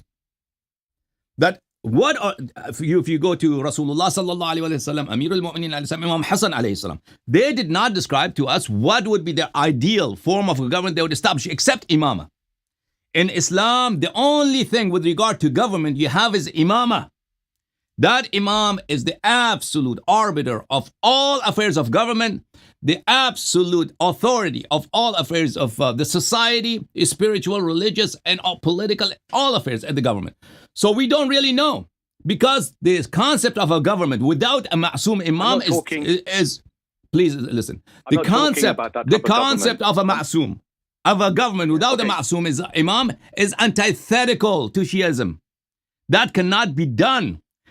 Okay, so you're talking about absolute. You're talking about government absolute authority. I don't disagree. I'm talking about restricted authority, restricted wilaya, just like how you have wilaya over your neighbors, your children, your certain family members. Yes, I'm not talking about absolute government. I'm not talking about absolute wilaya. No, I'm talking about restricted wilaya, which, as you apply. So there's no such thing as restricted wilaya. If you want to make up something, you make it up. You make it up. You say, this is my concept. That's fine. But you asked about the seerah of Imam Ali alayhi salam.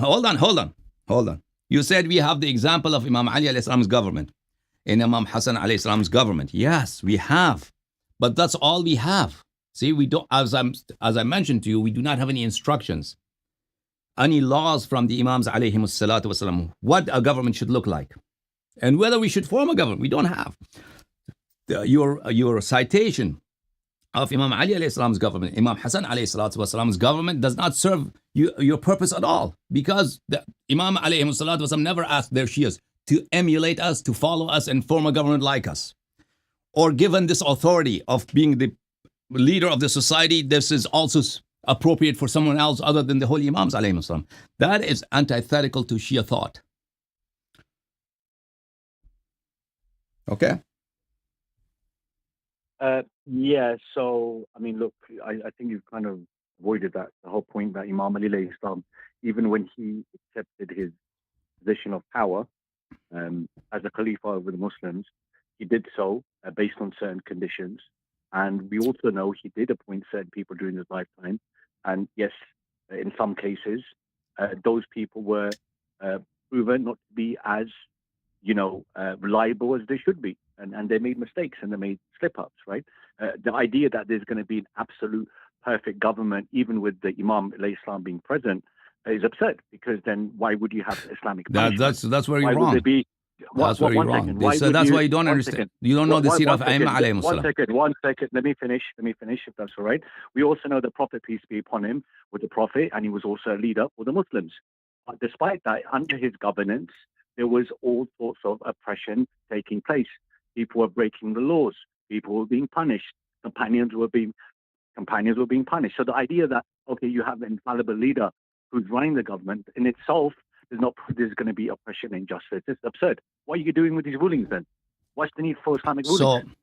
So what you have mentioned does not provide any rules for Islamic government. So you were supposed to. Please allow me, please. Okay. Please let me finish.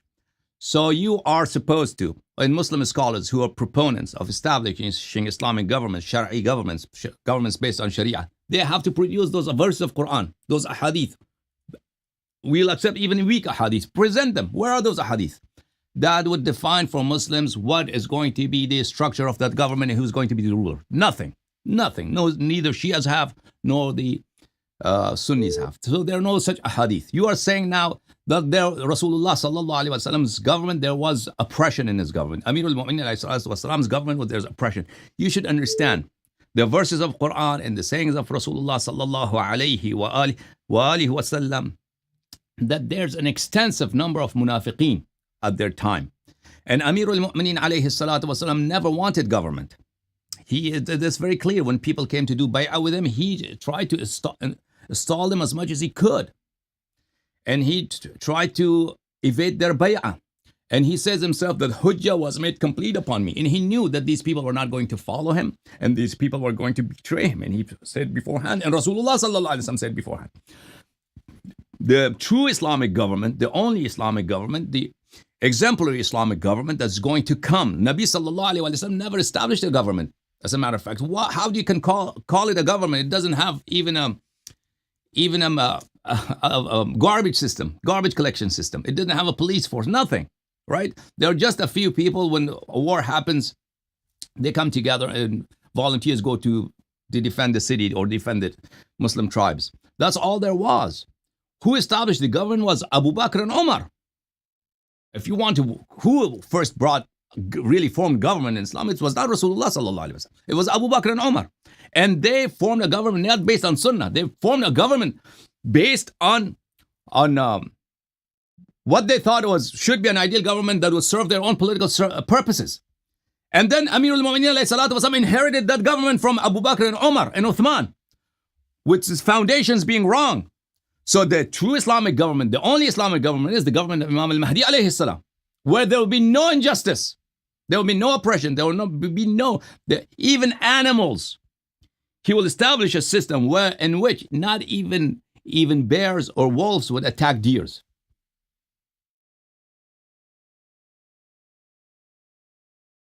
But we don't know how he's going to do it. How he's going to do it, we don't know. They never explained to us. So that's why we have to understand that nobody can take the place of Imam as real ruler of society, as leader of the society. Nobody has the prerequisites for that. Anybody who comes, he's going to be corrupt, and he is going to misuse his power, and he is going to abuse. Okay, so just on the point about the Prophet, peace be upon him, not establishing a government, this is again absurd. We know in Medina, the Prophet, peace be upon him, did actually establish a state, and he implemented laws and that were revealed to him according to the Quran, as we know. So yeah, I agree that there may not. Did he have a police force? Did he have was there a mayor's office? That's a whole separate discussion. That's a whole separate discussion. And as I said to you, the idea the Prophet, peace be upon him, did not establish. Did he have a treasury house? He did. Did he have a treasury house? Yeah. Okay. Like, so, how was his government? Yeah. Okay. So of course, the government that was being implemented at that moment in time, or the laws that were being implemented by the Muslims of. Did he have a standing army? No. Did he have a treasury house? Like, no, nothing. Taxes zakat was collected and distributed on the spot, right? Yeah. So the kuffar have a better system than the Prophet, peace be upon him? That's No, what you no. actually say. The Prophet's system is going to come, The inshallah, hatred towards the will Prophet, come. peace And be upon him, is being expressed by your speech. I mean, if Prophet sallallahu alaihi wasallam was not martyred, was not killed, and he was given time, he would do this. He would have done the same thing that Imam al-Mahdi alayhi salam would do at the end days. He would do the same thing. He would have done it, but he was not given the time. So we are not. So the suggestion that Kuffar is a better system, Kuffar is a better system, that's ridiculous. That's preposterous. Yeah, let's send all the women out in the streets without hijab, and I suppose that would be a more healthy system to live. No. I don't say that. See, I don't. That's a misunderstanding. See, women observing hijab is a good thing. In a Muslim lands, governments should be done amr bil ma'ruf and nahy al munkar. It's the duty of ulama to pressure governments and to guide governments to promote Islamic values. So I never say that there should be a violation of Islamic values in Muslim countries. Absurd. It's Aimma alayhimus salatu wasalam have ordered ulama to do amr bil ma'ruf and nahy al munkar. And the government's duty is also, every person, every Muslim has the obligation of do amr bil ma'ruf nahy al munkar. These governments, they could be very corrupt. All the governments, they are un-Islamic, but the difference is these governments could be very corrupt, very abusive, or less corrupt and less abusive. That's the only choice you have. So, and it's the duty of scholars, God-fearing people, to always pressure governments, sometimes pressure with fiercely, sometimes with love, with encouragement, for them to be less abusive, to not to promote anti-Islamic, immoral values in the society. So I'm not saying, see, all the ulama, not just me, throughout Shia Islam, there was never a chapter, even on the Mujtahideen's, any book, about how to establish an Islamic government. Yeah, our scholars have written detailed books on the instructions of what to do and what not to do. There's not a single chapter, a single page in any book about how to establish Islamic government. But they all believe, they all believe that scholars' duty, if governments listens, and if they could pressure them to ask them to be better, to act better. So when we say there is now Islamic government, I don't mean then the governments can do anything they want to their population. No. It's the duty of us citizens to pressure and demand, and the duty of scholars to guide the governments to not to abuse. The less abusive they are, the better for us. And the more services they give us, the better for us. So you're not going to get an Islamic government, but you can get a better government. Okay, Jazakallah Sheikh. Thank you for your time. You take care. I hope I didn't say anything to offend you or upset you. No, I'm just surprised that you don't know all these very self-evident things. Put you up against the ropes, as they say. So I don't know what you're saying. I don't need it. You take care. Jazakallah. Thank you. Okay. May Allah bless you. Okay, let's see. Who's the next caller? Okay, brother. I have Brother Boss here. Let me take this Toronto caller and then I'll take Brother Boss, okay? One moment, please. Abbas, assalamu alaikum. Hello, assalamu alaikum. Hello? Yes, brother. What's happening? Yes, brother. What's your name? Assalamu alaikum. My name is Hassan. I'm calling from Toronto. Yeah, Hassan. What's happening? Allah bless you. Okay, Allah I have a question about Allah's attributes. I'm reading a sermon. I read a sermon from Ayun Akhbar, Imam Ali Raza alayhi salam, volume 1. Yeah. So the Imam Ali Raza alayhi salam, Allahumma salli ala Muhammad, he gave a sermon that the first element of worship of Allah is the recognition of Him, and the root of recognition of Allah is to profess His unity. Okay. So, and then in order to profess unity, you have to deny He has any attributes. And the same, and another one, he's saying that God has always been knowing, but His attributes are His own essence. So in one, so there is no, yeah. There's no complexity in Allah. Allah is sheer. By sheerness, what do we mean? And by complexity, to mean there's no division in Allah. So let's see, you and me, we are made of different parts. You are made of, the atoms in your body, the molecules in your body, and the cells in your body, and You're different organs. We are made of that. Allah subhanahu wa ta'ala is not a physical thing. That he would be made of different parts. Because anything that's made of different parts, various parts, he is an object that it has a beginning and has an end. You understand? It's a beginning and an end. If you're made of parts, you cannot be eternal. You cannot be everlasting. You cannot be forever. You have to have an origin, and you were not, and then you came into being. And then the question arises, who made you? How did you come into being? So then you cannot be the creator. So Allah subhanahu wa ta'ala is not a physical thing, so he doesn't have any physical parts. Likewise, Allah subhanahu wa ta'ala there's no change in him. There's no flex in Allah subhanahu wa ta'ala. There's no change. Anything that undergoes change, please understand this, it cannot be the creator of the heavens and the earth. Why is that? Because change requires that it has a beginning. It has a beginning. The moment you consider that there's a change in something, for instance, Allah subhanahu wa ta'ala didn't know and now he knows. Allah subhanahu wa ta'ala was happy, now he's angry. Allah subhanahu wa ta'ala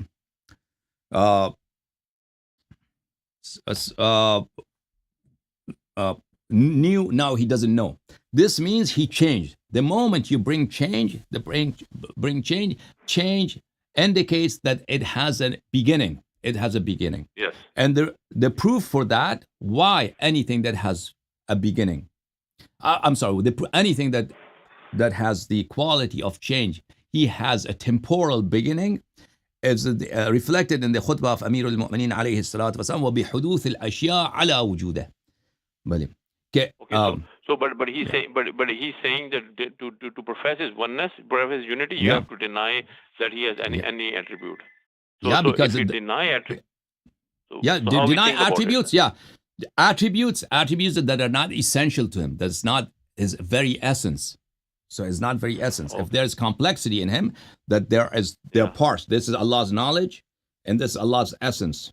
So Allah's essence is not as his knowledge. Allah acquired this knowledge. This is external. That would indicate that he underwent change. And he is not just one. He internally, he is made up of different parts. And so he requires an external agent to bring him forth and produce him. And that will also indicate that he has undergone change, and he is not the creator of the heavens and the earth. Yeah. Okay, so basically when I'm praying salat, I have to think in a way that he do not have any attribute. Like when I'm praying salat, I should not. No. You have to understand. It's incumbent that you believe that Allah is one. Yeah. Allah is sheer. Allah is not made of parts. Allah is all knowledgeable. Allah is living. Allah is all listening. Allah Ta'ala is all powerful, all seeing. However, these attributes are not like us. I see with my eye. My eye could be taken away from me, but I'll exist. I hear with my ears, and this hearing could be taken away from me, but I'll exist. Allah subhanahu wa ta'ala, there's no complexity in him. He is sheer. He has these attributes, but these attributes are his essence. They're not two, okay, like other people. There's no complexity in Allah subhanahu wa ta'ala. He is unlike anything. So you have to understand that we cannot say Allah subhanahu wa ta'ala is like anything. Allah ta'ala is not an object. Allah ta'ala is not something material. We cannot make a gesture to Allah that Allah is there. So Allah is different than all other things, because he is the creator of all things, and things that he created have a beginning and an end. So his attributes, how he is different than all other things. That's all we know about him. And that is the loftiest level that our mind, our reason can infer, that Allah exists. He's all knowledgeable. He's all powerful. He's all merciful. But how he is, we do not know. We all know that he's not physical, and he is sheer, and he is one, and he's everlasting, and he is eternal. Yeah. Okay. Thank you. Yes, sir. Brother. Take care. May Allah bless you. Allah keep you up. Let me bring Brother Abbas now. My apologies for Brother Abbas for making him wait.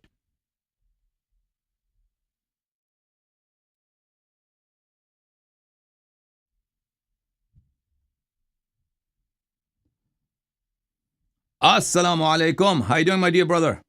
Assalamu alaikum. Auzubillahi minash shaitanir rajim. Bismillahir rahmanir rahim. Assalamu alaikum wa rahmatullahi wa barakatuh. Allama Shaykh Hassan. Salam wa rahmatullah. May Allah bless you. Allah keep you well.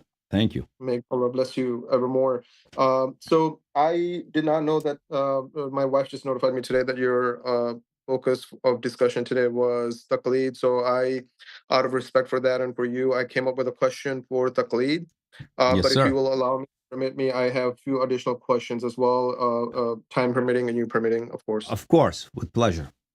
Okay, so my first question for you is, can you please enlighten me from a psychological and deep root cause perspective of why majority of the human beings from the earliest of times have this propensity to place these mortal corrupt men in power, right? And then follow them, whether it be mullahs, maulvis, ayatollahs, astaghfirullah, governors, presidents, generals, etc., and then follow them to death instead of following those authorities that are proven beyond shadow of doubt to be sent and appointed by Allah subhanahu wa ta'ala only.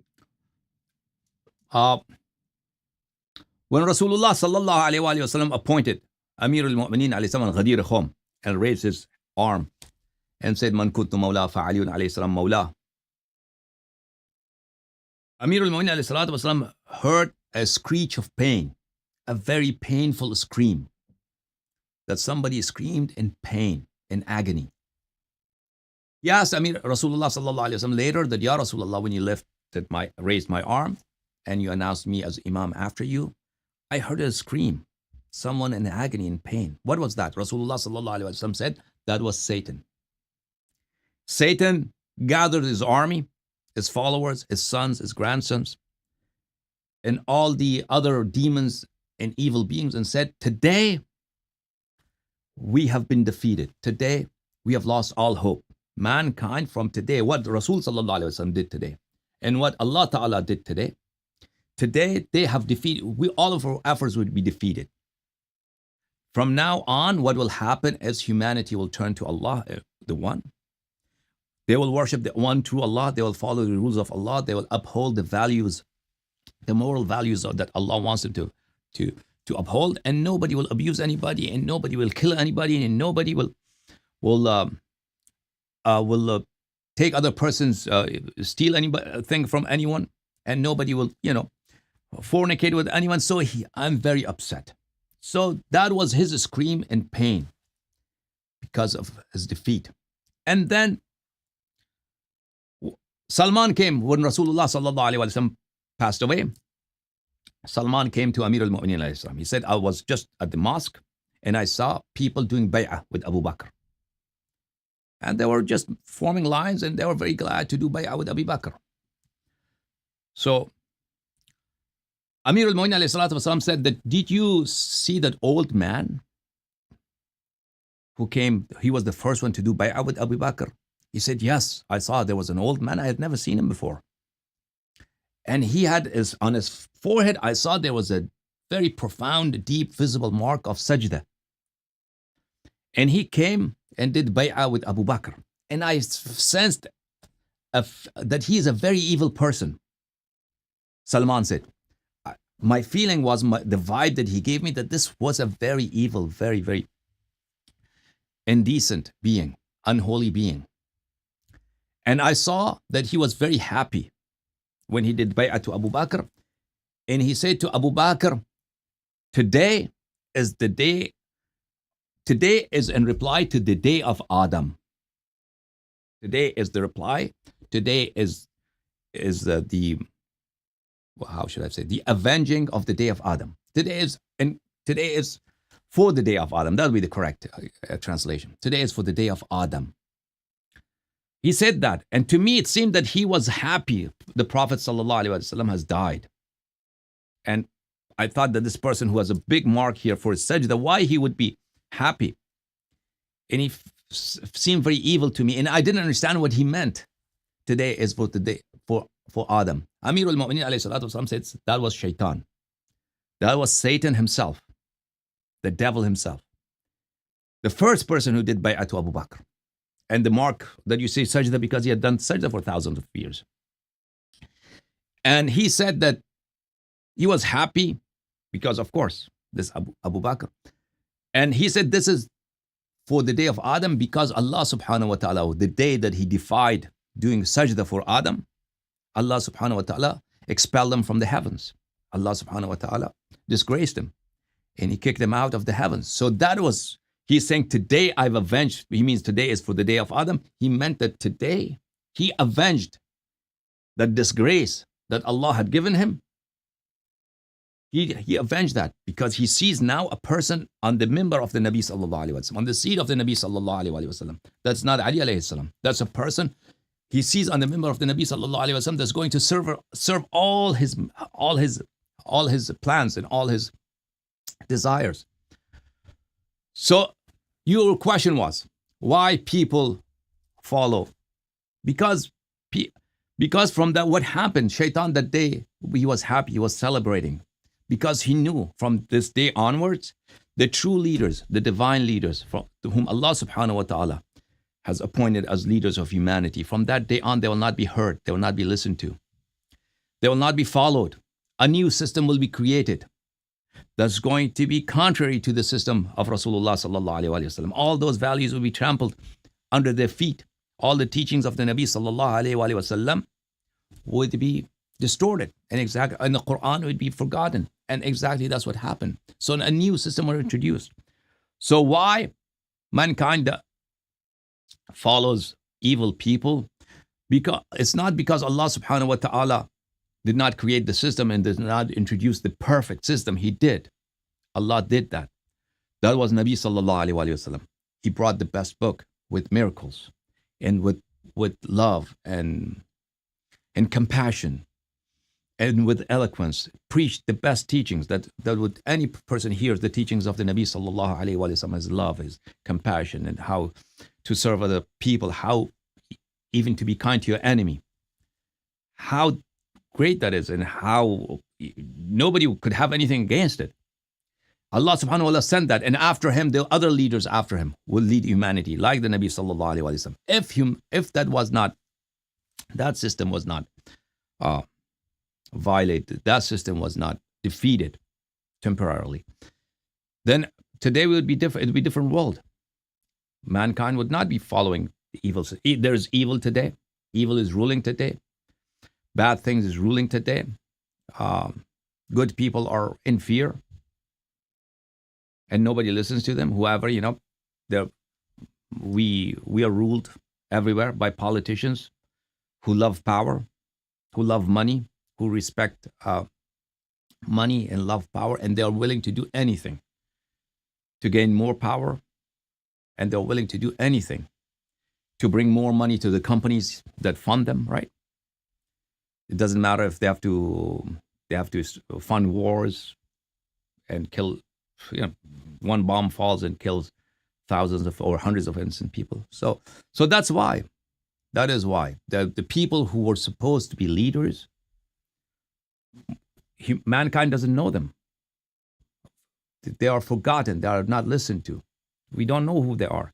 And people who's supposed to be followers, people who need the guidance of Ahlul Bayt alayhim assalam, and they are dark. They don't have that guidance. They are sitting in the seat of Ahlul Bayt alayhim assalam. That's the problem. Yeah.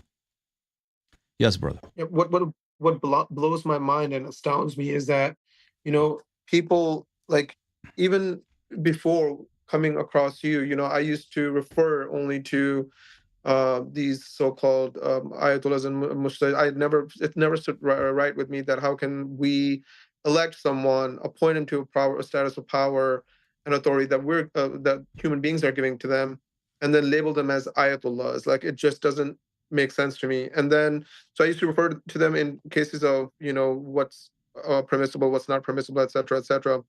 But to follow them and not treat them as a source of knowledge, but to follow them and their every command, right? Even, for example, in Pakistan, they will follow these zakirs. They will do, there's this whole kalandar stuff as well. I'm sure you're aware of in Pakistan as well, where they give these, they follow them like blindly, as if they're like these super extraordinary beings, when they are they have that status because of their purported love for Ahlul Bayt alayhi salatu wasalam. So why don't they just focus their love and their obedience to Ahlul Bayt alayhi salatu wasalam? Why do they have to have this need to like elect and then appoint and then follow other human beings who are corruptible? But that was that's just my question. I think you've answered that very beautifully. Thank you very much.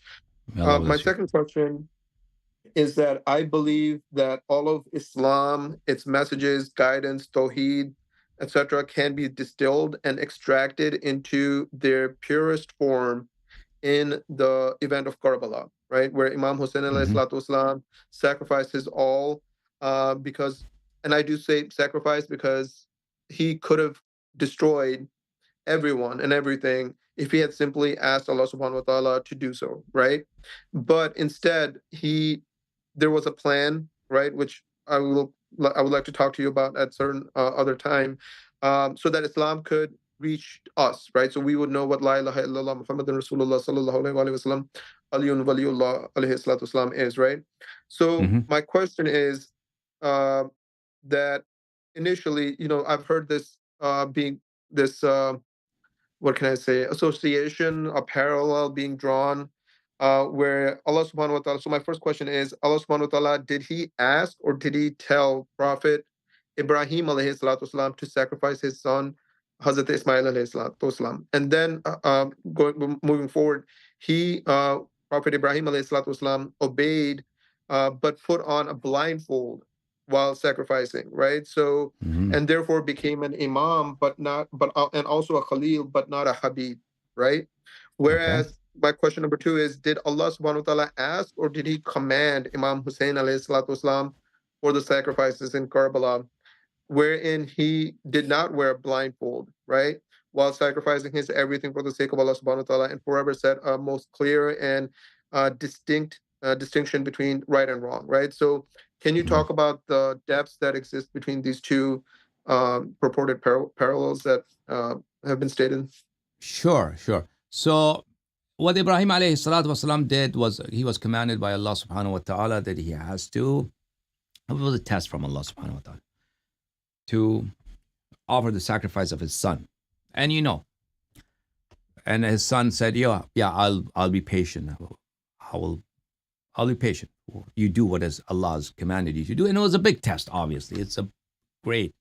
And we're thankful to Allah subhanahu wa ta'ala that Allah subhanahu wa ta'ala does not test us with such tests, right? To make such offerings. And this was specific for someone who sees angels and angels come and talk to him, such as Ibrahim alayhi salatu wasalam, that he had certainty that this is from Allah, this is not from Satan.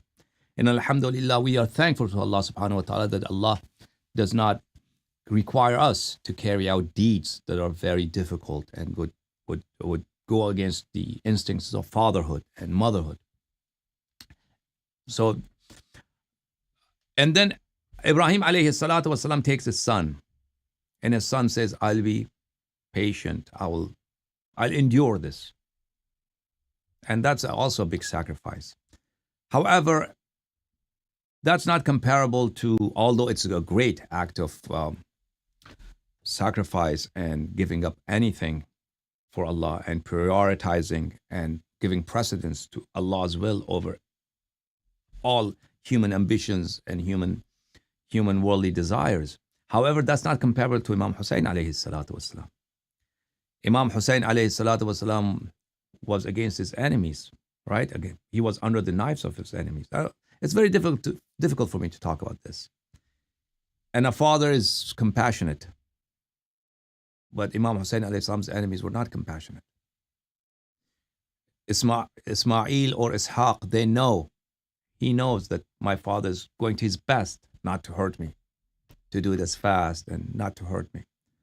But Imam Hussein alayhi salatu wasalam, it's just beyond description. What he saw, his brothers, his nephews, his sons, who are dearer than oneself, obviously. As a father, you would know. As a big brother, you would know that the family members are to most people would, family members are dearer to oneself than oneself, right? So a father would gladly take a bullet for his son. A mother would gladly take a bullet for her daughter or her son. Likewise, a brother for a brother, especially a big brother for a younger brother. And then his daughters, his sisters. So I'll suffice on this. I would say what Imam Hussein alayhi salam displayed, what Imam Hussein alayhi salatu wasalam gladly, not just he endured, that he was with pleasure for Allah's sake. What he went through when he saw, and the example he established is not comparable in the history of prophets and apostles and divine messengers. This is not comparable neither to Ibrahim nor to Yahya or any other one, even our Prophet sallallahu alaihi wasallam. Although we love our Prophet and we consider him greater than Imam Hussein alayhi salatu wasallam. Imam Hussein alayhi salam is his heir and successor. And of course, Imam Hussein alayhi salam's tribulation and his trial is the Prophet sallallahu alaihi wasallam's trial and tribulation. So they're not two really, actually. But in his personal life, or the life of the Nabi sallallahu alaihi wasallam in this world, until his demise, even his sacrifices are not comparable to what Imam Hussein alayhi salam went through. But however, Nabi sallallahu alaihi wasallam was witnessing Imam Hussein alayhi salam in Karbala. He saw everything. And his father saw everything. His mother saw everything. Yeah. So this is beyond description. It's so unjust, so unfair for someone like me to try to describe it, really. Because it's beyond description. The tragedy is beyond comprehension, beyond imagination, beyond description. Yeah. Absolutely. Thank you very much. My third question is that Imam Ali alayhi salatu wasalam is said to be Wajhullah, and Allah faces hands and eyes of Allah subhanahu wa ta'ala. And so what does he mean? What does Imam Ali alayhi salatu wasalam mean when in Dua Kumail he says, and by your face which subsists after the annihilation of all things? So what is this face, and are Ahlul Bayt these faces? Yeah, so the Imams alayhimus salatu wasalam are Allah's visage, Allah's face. Allah does not have a face, but Allah subhanahu wa ta'ala is recognized and identified and known through Ahlul Bayt alayhimus salam. So in a figurative way, they are the faces of Allah. So the dua of Kumail is not really from Imam Ali alayhi salam. It's from Khidr alayhi salam. Khidr alayhi salatu wasalam, it's his dua that Nabi sallallahu alayhi wasallam taught Ali alayhi salam, and Amirul Mu'minin Ali alayhi salam taught Kumail. So actually it's Khidr, Prophet Khidr, who's beseeching Allah, who's asking Allah, supplicating to Allah Ta'ala that for the sake of your wajh. Now, we have in many ahadith that these are the holy Imams alayhim as-salam. Okay, wow, subhanAllah, thank you. I did not know that. Yeah. Lastly, I mean, I have okay, I'll ask two more quick questions. Yes, because sir. my one is for me personally. I did a lot of research before. I won't get into the reasons as to why I got tattoos, but suffice it to say, I did get tattoos, but only after I did my thorough research that there are no hadiths or sayings of Imam alayhi salatu wasalam that against getting tattoos. So now I would like to confirm from you, what are their sayings on tattoos? So there is no prohibition in Shia hadith for man getting tattoos. There is nothing that discourages it. However, there's a hadith for women that Allah subhanahu wa ta'ala has cursed a woman who has tattoos. But that's not clear to me whether it means just somebody who gets tattoo, not because of bad character, or at that time, because it's said in the context of women who engage in bad behavior.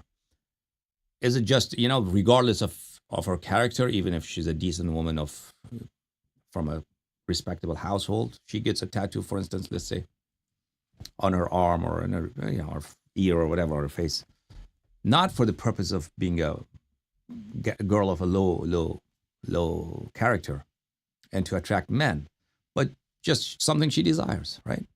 It's not clear to me. It's for that purpose that would indicate that it's absolutely forbidden, right? Regardless of intention for women. Or it's specifically for those women who do get tattoos because they're women at that time who engage in prostitution, women who are bad character, they usually had tattoos. So because of these tattoos, they are cursed. Tattooed women are cursed because these tattooed women, they were mostly prostitutes, not just because she has a tattoo by itself. So there's no hadith that prohibiting tattoos for men at all. There's a hadith for a woman who has tattoo, But as I mentioned, that's not clear why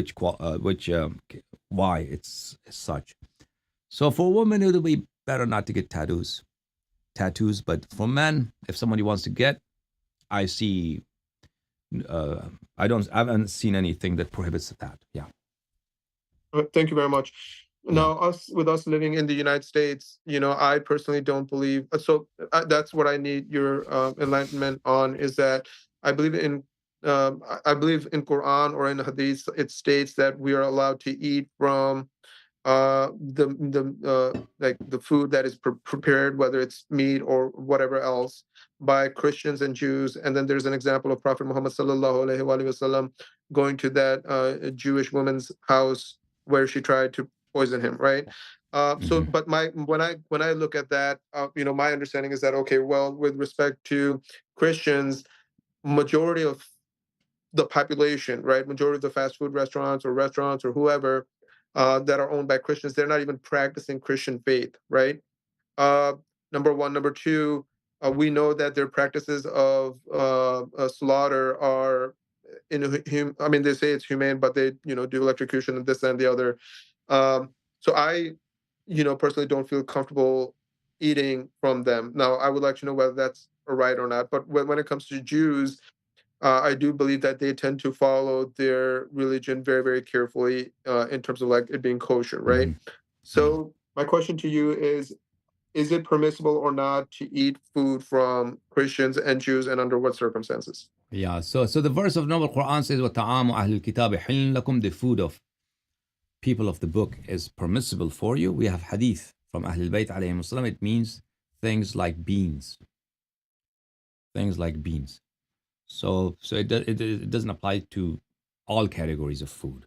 It means only beans, vegetables, these kind of things. So if you get you get a beans taco or something that doesn't have any lard in it and it's not being contaminated, so of course there's no problem with eating that.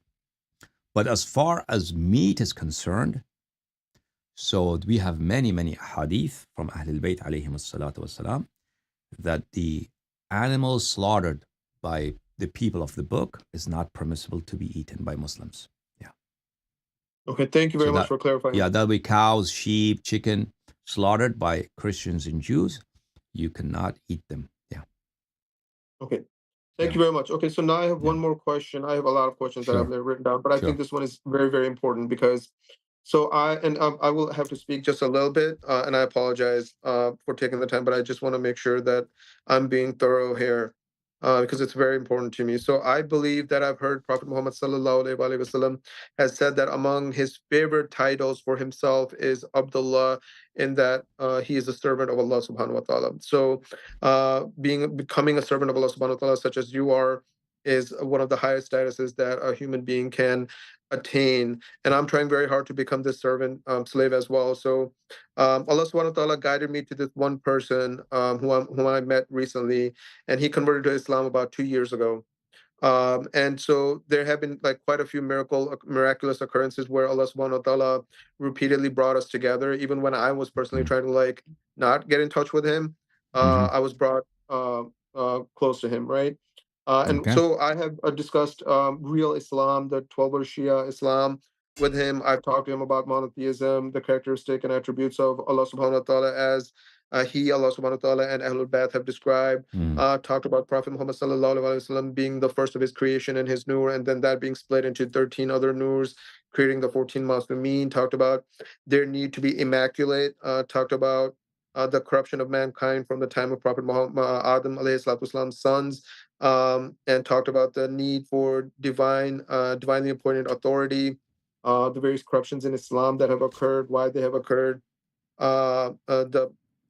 in detail about the characteristics, attributes, and deeds of Imam Ali alayhi salatu wasalam, how Abu Bakr, Umar, Usman, Aisha, and Hafsa anhum, what they have done, how they run from the battles, their abuses of the Prophet sallallahu alaihi wasallam, saying that things like his breath smelled of alcohol, astaghfirullah, betraying his trust by disclosing his secrets, that Hafsa did, their poisoning of him, usurping the Khilafah from Imam Ali Islam, despite Ghadir, ayah about the zakat and ruku, ayat al-tadhir, hadith kisa, and I've proven all of this to him from Quran and hadith from Sahih Bukhari and Sahih Muslim, thanks to all of the knowledge that I've obtained from you.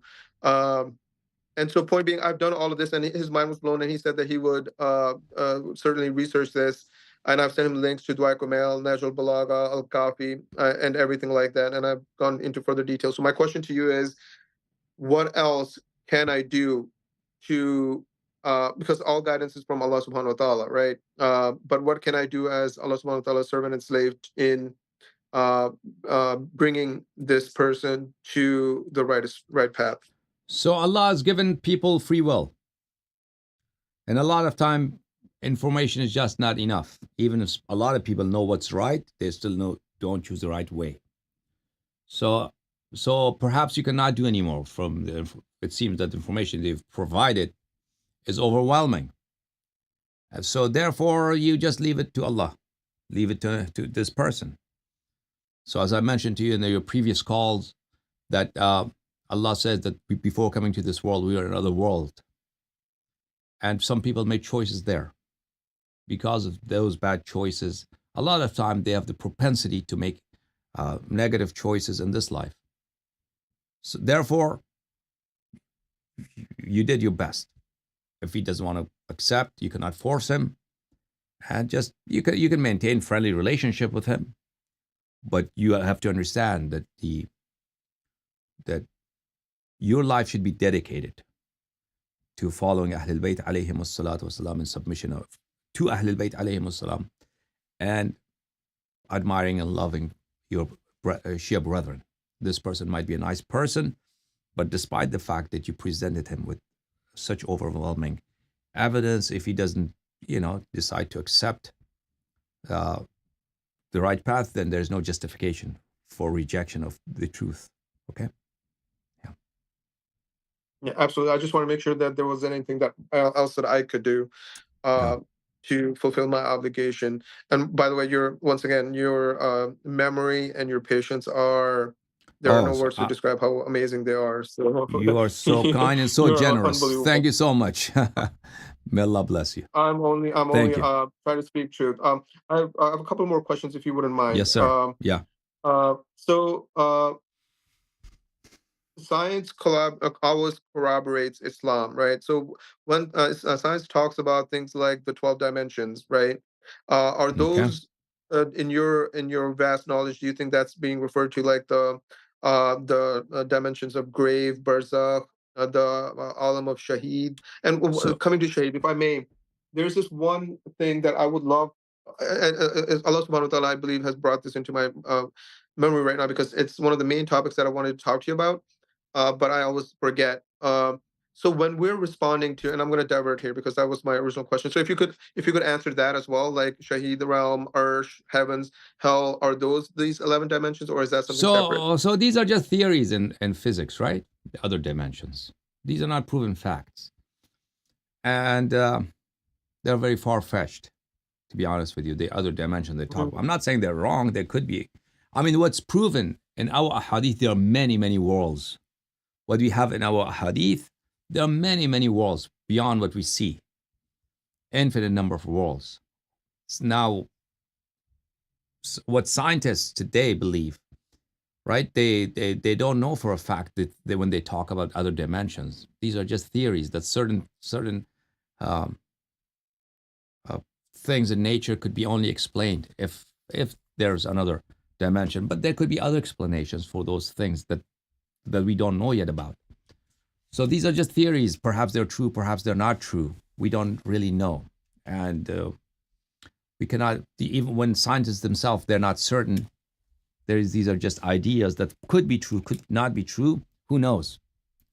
And they have never been to those dimensions, what lies therein. What Hadith of Ahlul Bayt alayhim as-salam says, there are many, many worlds. Thousands of worlds. This is just one insignificant, small world, and seas of other worlds.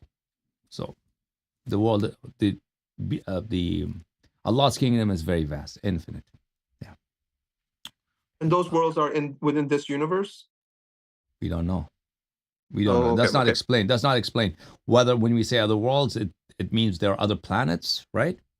Or these are just not other planets, maybe other, they are here, but we don't see them. There are a lot of ahadith that mention there are things here that we don't see them, right? There are worlds here that we don't see them. But some of these worlds could be in this universe. Other planets have been called worlds, or no. Or no, it's something else. Allah knows. Allah knows. We need, because these ahadith don't go really into detail. So we don't really know the detail of these things. Yeah. Okay. So my one last question. I mean, I would love to just keep talking to you for hours and hours, but one question, and then if you would like to take other callers. I've heard a lot of your discussions on Ya Ali Mother and Subhanallah. Each time you come up with irrefutable proofs, but would it be appropriate for me to provide this one additional proof that they always come up with this statement that Prophet Muhammad sallallahu alaihi wasallam has passed away, and Imam Ali alayhi salatu wasalam has passed away. So therefore they're not, quote unquote, in this world, in this realm. They're not alive. Therefore, you cannot ask them for help, right?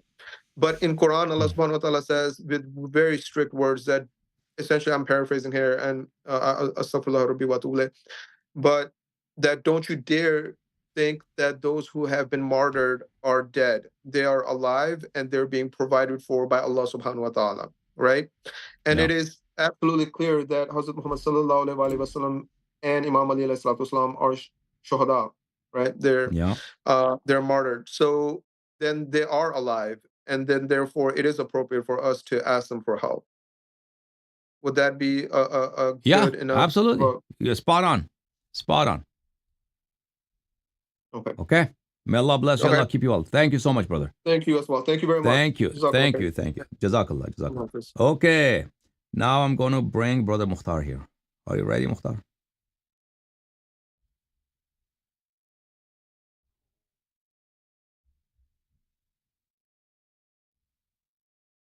Okay. Assalamu alaikum, Mukhtar. How are you? Alaikum salam wa rahmatullah. How are you doing? Thank you for coming online. Thank you for being a guest on my show. Problem. Thank you. Just a couple of comments before I start talking about Taqleed. Regarding the brother who was talking about the Islamic governance, I suggest that he truly understands what it means to be waiting for Imam Zaman alayhi salam, and what the word muntazir means. And then also I would suggest that he shouldn't shrug off the tens of ahadith we have about the forbidding on formation of government. And it's not specific about a certain time, it is a general statement from a time to a time, the time of rising of Sufyani. So I don't know what his point was here. Maybe it was to collect some fame for himself, but I would suggest that he looked at those. And the second comment I want to make about the parallel universe thing that Brother Abbas was speaking before, as someone who studied physics, it is all theories. There's no evidence for those things. So I've got a few discussions about Taqleed, and at the end I have one question not Taqleed related, if you don't mind. Yeah, please. So in I've had a chance to speak to many scholars about Taqleed through my travels and just opportunities. And what it seems to me is that there's a lot of confusion between themselves about what Taqleed exactly is. What they do is they try to conflate on three different points in order to make Taqleed sound better. First one is they just say, oh, Taqleed is just someone who doesn't know anything going to someone who's alim. And it's just best to go to the most knowledgeable person, of course. So therefore, Taqleed is proven. That's one thing they say. And then the second thing they say is that they downplay the amount of aql and ijma they use in their fatwas. So what they say is, well, ijma is obvious if all of the Shia throughout history have been doing one thing, let's say doing qunut in namaz, in salah, then of course we just say take that as an ijma and we apply to it. And when it comes to aql, they say that okay, aql is used to an extent that we should distinguish between which hadith is right and which hadith is wrong, or which hadith is da'if, or whether it's on taqiyya, etc. And they don't agree with the stuff you're saying about they're using the aql to come up with new things. So this is what they refute. They completely disagree with it. They say fatwa is not constituting of any anything that is not based on hadith. And I've given some examples about their fatwas. For example, say Sistani's fatwa about eating peacocks. I mean, I did 5 minutes of Googling and I found 2 hadiths on Usul al-Kafi. I've got Manaqat al-Faqih at my home and I read it and it said eating peacock is haram, right? But according to the alim I was speaking to, I can't do that. And my observation is what I've come up with is wrong compared to what the book says, because he was saying that when it comes to obtaining knowledge from hadith, he said if you come across one hadith, this is a discussion I had with the scholar. He's very knowledgeable and he's a very decent human being, to be honest. If you come up with one hadith and you want to know about wudu or you want to know about salah, right? You can't just read 1 hadith, 2 hadiths, 3 hadiths about this to come up with an understanding of what the ruling here is. He said you have to go read Masail al-Shia, Furu al-Kafi. You have to read every single hadith there is. Then you can be at a position to act on a hadith. So I told him that this does not make any sense because we don't do this with Usul al-Din. In Usul al-Din, if I ask him the same question about Karbala, I'm sure he hasn't read every single hadith about Karbala, right? And I even challenged him. I said, okay, how about this? How about if I had read all the hadith about Salah? So the book of Salah is, of course, much smaller than the entire hadith collection. He said, no, you can't do that either. You have to read every single hadith there is about all the hadith about Furu'id-Din, and then you can come up, you can act on that hadith. So how can we best answer this? Are there any hadiths to say that, for example, if I was living in a village and someone told me 2 hadiths about a certain thing, can I just act on it even though that hadith might turn out to be da'if or weak or maybe taqiyya? Repeat the last phrase again. So the last phrase is that if I come across with a hadith or 2 that has been told by me or I saw it and I believe that it is right. I saw Usul al-Kafi and it was there and I think it was right. But that hadith happened to be taqiyya, and said in a taqiyya, or the hadith might have been da'if or whatever it is, right? Can I still act on it, not knowing whether it's da'if or not? So, first of all, the assertion that you have to read all hadith and then you can act upon a hadith, this is absurd. This is not true. Because this is necessary for someone who wants to study all hadith on a certain topic, and this also stems from that misunderstanding from people who don't read hadith, who don't, never done research in hadith, that there are lots of conflicting hadith. So they think that on every stage, every step of the way, there will be so many conflicting hadith that you have to see all of them and you have to make a determination which is correct to act upon. That's not true. There is not that much conflict among ahadith. There is more conflict among the ahadith in Usul al-Din than Furu' al-Din. Why don't they say the same thing on Usul al-Din about the life of the Prophet sallallahu alaihi wasallam, imamat, ismat, mu'jizat, and dozens of topics in Usul al-Din. And they say Taqleed is haram there. You have to learn everything from Dalil over there. So why don't you maintain the same assertion there? When we talk about Tawheed of Allah subhanahu wa ta'ala, do you have to read all the ahadith and about Tawheed? Has this person himself, this gentleman, has read all the ahadith and at-Tawheed of Saduq and Kitab al-Tawheed of Al-Kafi? So he could, understand Tawheed of Ahlul Bayt alayhim as-salam? Of course not. Of course not. I really doubted that he has done so. So first of all, this is wrong. Say, if someone wants to do research, wants to write a paper or teach people about a hadith, of course, then he has to read on a certain topic all the data that's available.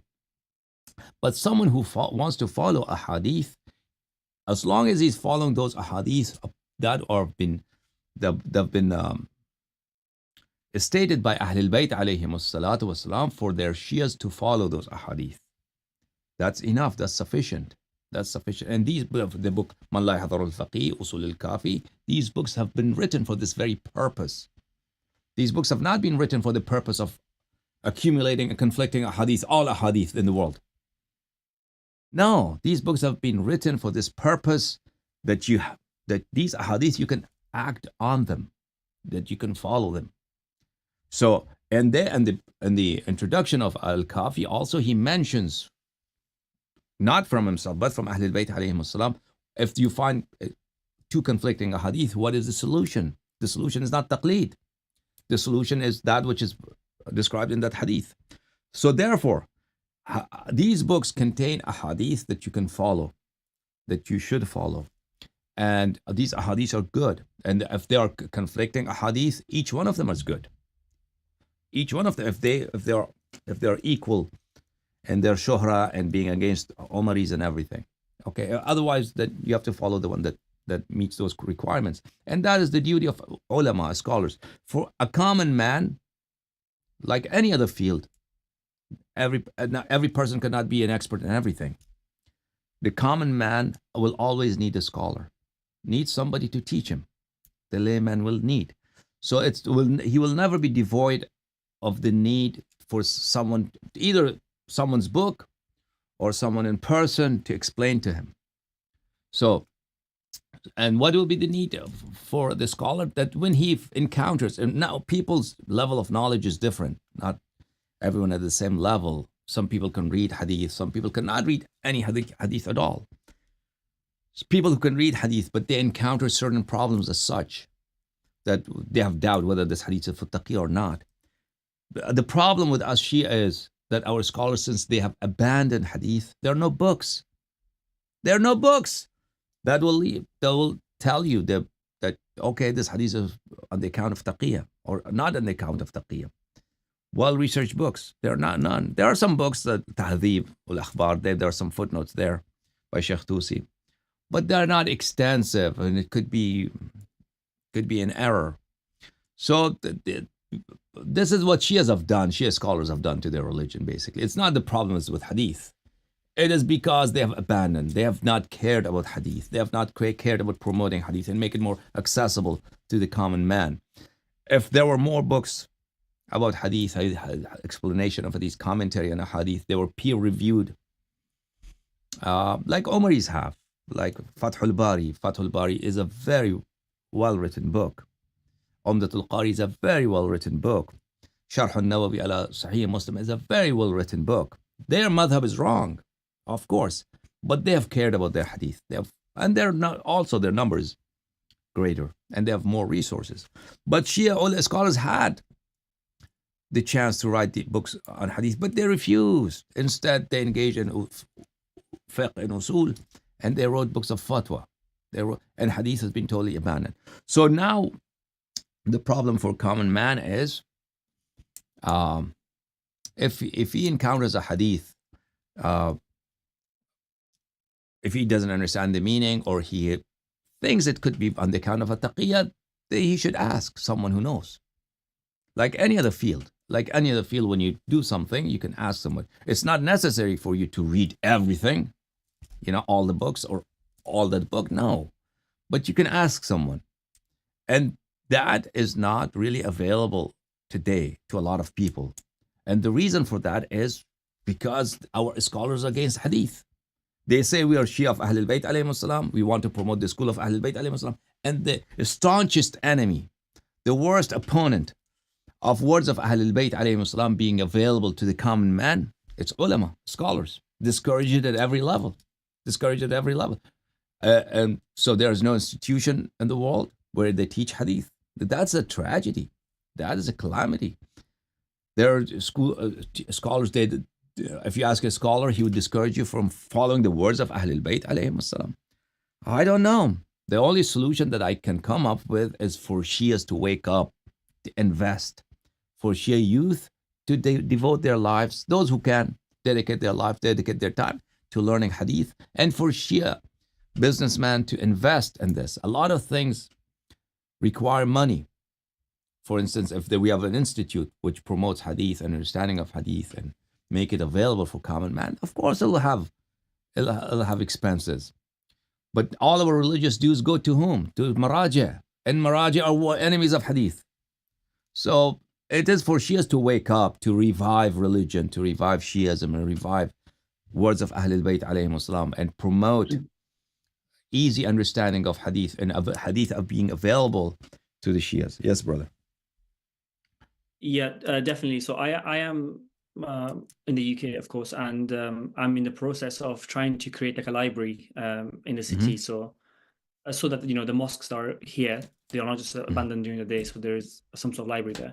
Okay. And I'm ordering books from Iran, and India, and most of the books are not translated. Tahdhib al-Ahkam, they couldn't find a translation for it in Farsi, and let alone English. And same thing as Al-Istibsar, there is no translation. Malay Asal al-Faqih is not translated into English, let alone the other. I don't think Furu al-Kafi has been translated either. I don't think so. Furu al-Kafi maybe some English right now. Furu al-Kafi in Farsi, I think some parts of it might be available. The whole thing is not available in Farsi either. Yeah, and Bihar Bar as well. There's only only find 41 volumes of it translated. Yeah. And so it's a tragedy. And I really feel that when it comes to the Ahkam books, you can see a trend here. It's the Ahkam books that are not translated. The Aqaidi books are translated to a recent. And it just shows that, the ulama are not interested because they don't, the way they can survive, the Maraja, the way they can survive and they can have a shop open there for everyone is that the hadiths are not there. And one of the ulama actually confirmed to me, it wasn't an ulama, he's pro Taqleed, and I was having a conversation with him. He said that, the reason early on everyone was akhbari was because hadiths were everywhere. But over time, as the hadiths got destroyed, there was a need for us to kind of fill in the blanks, and that's where the fatwa came in. But what is the reason that these ahadiths were destroyed and not kept? Is because people were neglecting them. And even now you can see that, there is absolutely no interest in spreading the word of ahadith. And the next thing is that the ahadiths are available. They're calling them da'if based on some principles that are very questionable anyways. Like, for example, Tafsir Hassan Askari alayhi salam is weak for a lot of the modern maraji right now. And if you obviously cut down a large proportion of ahadiths out of the collection of Sahih hadith and make it as small as possible, then you can justify the need for a marja to come and say, look, then you need me now to be able to issue with the ruling. Absolutely. So you're absolutely spot on. One of the things one thing I would add to your observation is that when you're inside the house, inside the scholarly circles, it's a big no-no to promote hadith. That's frowned upon extensively. Any person who's promoting hadith, engaging in research in hadith, especially furu', he would be labeled as an akhbari. He would be disowned and discredited, and his reputation would be maligned. So a lot of people, even if they agree with hadith and they want to promote hadith, but their lives would become miserable because of this label of being an akhbari. So they refrain from promoting hadith just for the fact that they know once they view you as a person who opposes marja'iyah, then you would be very difficult for you to live amongst the Shia, because scholars, what they do, they depend on common man, right, for donations, for being invited for speeches, or for being imam of a masjid, or getting hired in a madrasa or something. All those doors will be shut on your face if they view you as an akhbari. That'll be the end of your career. And they are very, very strict about that, the maraji and their houses, their offices. You're absolutely spot on that one. I have a suggestion. When I talk to I do a lot of debates with people, with Omaris, with people who are pro Taqleed and everything. One of the things that when we mentioned that in Hausa, the reason it takes a marja 40, 50 years to become a marja is because they are learning a lot of other things that are useless. And Irfan is obvious, and I think the common people kind of know it, that there's a lot of Irfan in Hausa. But when it comes to the usul, the usul al-fiqh, they don't really know this. I would make a recommendation, since you're someone who has gone through the Hausa system, and it wasn't long ago. If you could have one program where you kind of go through that, okay, first year, this is what we studied, second year, this is what we studied, and go and show the books like Kifaya, like what is in that book. Just briefly, I think it will be, at least we can use it in our debates and discussions to show to people, look, you're not studying Hadith and Quran, you're studying something completely relevant. Okay. Yeah. Sounds good. The question I have, so the question I have is, with the discussion I had again, is that they come up with this thing that Taqleed and issuing fatwa. Hold on one moment, please. Just the fact that they say they study for 30, 40 years, that's such a misrepresentation of facts. So the actual studies is very short in Hausa. The actual studies of texts, whereby they study texts. So, and texts have changed recently, so they've made it more easier, and they've eliminated complex and complicated texts that were taught traditionally, the topics they cover. So they've made it, a lot of books have been eliminated, especially for non-Iranian students. So that usually takes 5 years, 10 years, depending on how dedicated the student is to study those texts. And then they go Bahth al-Kharij. And then after that, really, you don't really learn anything new. It's the same stuff that are taught again and again. So you can study usul for 20 years, like Ayatollah Khouyi, right? Somebody says, I studied under Ayatollah Khouyi for 20 years. So what he did. So there are 2 courses Khouyi taught. Or somebody studied under Khouyi, like Sistani, 40 years. So what did Khouyi teach? Khouyi used to teach same things over and over again. Ilm al-Usul, the Kharij of Kifaya. So there's the Kifaya, if this were the book of Kifaya. So first they study it letter by letter, word by word, sentence by sentence, right? Study and explanation what the author means. And there's not a single hadith in it. And then later, they don't study the text of it and the same theories. Same ideas, without using his words. Khouyi would talk about it, and then he would say, okay, someone else has a counter argument to him, another person has another argument against him, or he would either agree to him or disagree with him. So he'll be teaching the same thing over and over. Same Kharij of Usul, they call it Kharij of Usul, over and over, and usually that Kifaya back to back. If you study under a teacher, it takes maybe 2 years. But if you study in Dars al-Kharij, it take maybe 5 years. Khouyi's Kharij was maybe about 4 or 5 years of usul. So that's teaching it over and over again. So they don't learn anything new. So that they study 40 years is wrong. There's the same repetition. And then his other lecture would be fiqh. Fiqh would be for instance, he will teach salat. So he'll come, he said, this is the fatwa of the author of Urwatul Wuthqa. All of them, they follow Urwa. The author of Urwa has given this fatwa that you have to do this. Pray, Fajr prayers time is this, or whatever, the fatwa. And then, okay, the other author said this, the other author said this, 4 or 5 different authors. If there are other views on that question, they will mention them. And what are their reasons? So reasons could be anything. Proofs could be anything from hadith or non-hadith or their own theories, could be anything. They pronounce. So each of those takes a lot of time explaining those. Perhaps each of those countering. If there is a counter argument, counter fatwa on the question, will take probably 2-3 days. So on each fatwa, it takes many days. So one page of Urwatul Wuthqa would probably take 2-3 months, right? So Al-Urwatul Wuthqa, the book of Salat, will take probably 10-15 years. But that's a lot of it is redundant and a waste of time, because you can do the same thing, even if you're following fiqh and usul, even if you're not muhaddith, following of hadith, you could read those things very fast on your own. Because the teacher takes such a long time, he explains everything like you were a kid.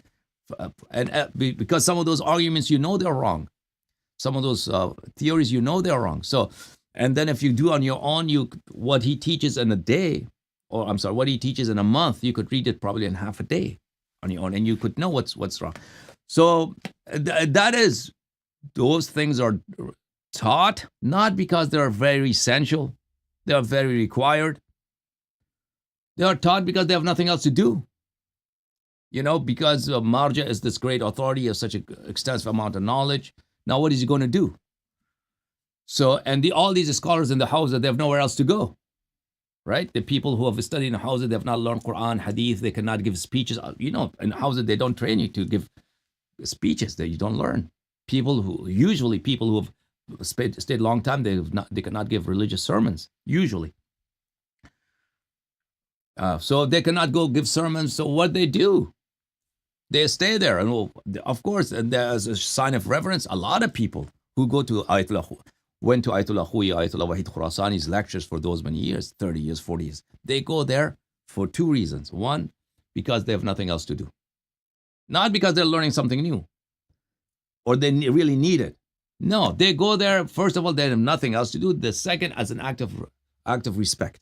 This old guy is coming giving a lecture, let's just go. And they meet their friends there.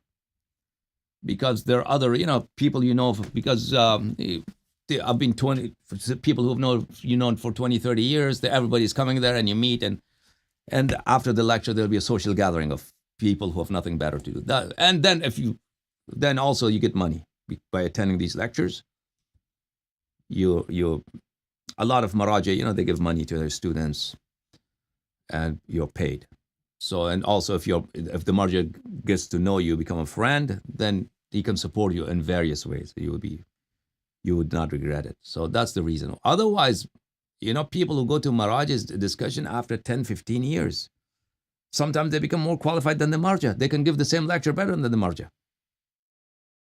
But just to become a teacher in the Hawza, you need politics. You have to go through the right channels. If you don't have the connection, you'll never become a teacher in the Hawza. If you have the right connections, if people support you, then of course, in 15 years you become, teacher of Kharij. In 10 years, 15 years, you become. Otherwise, you will never become. So there are lots of people in the Hawza who can give a lecture better than Ayatollah Wahid Khurasani.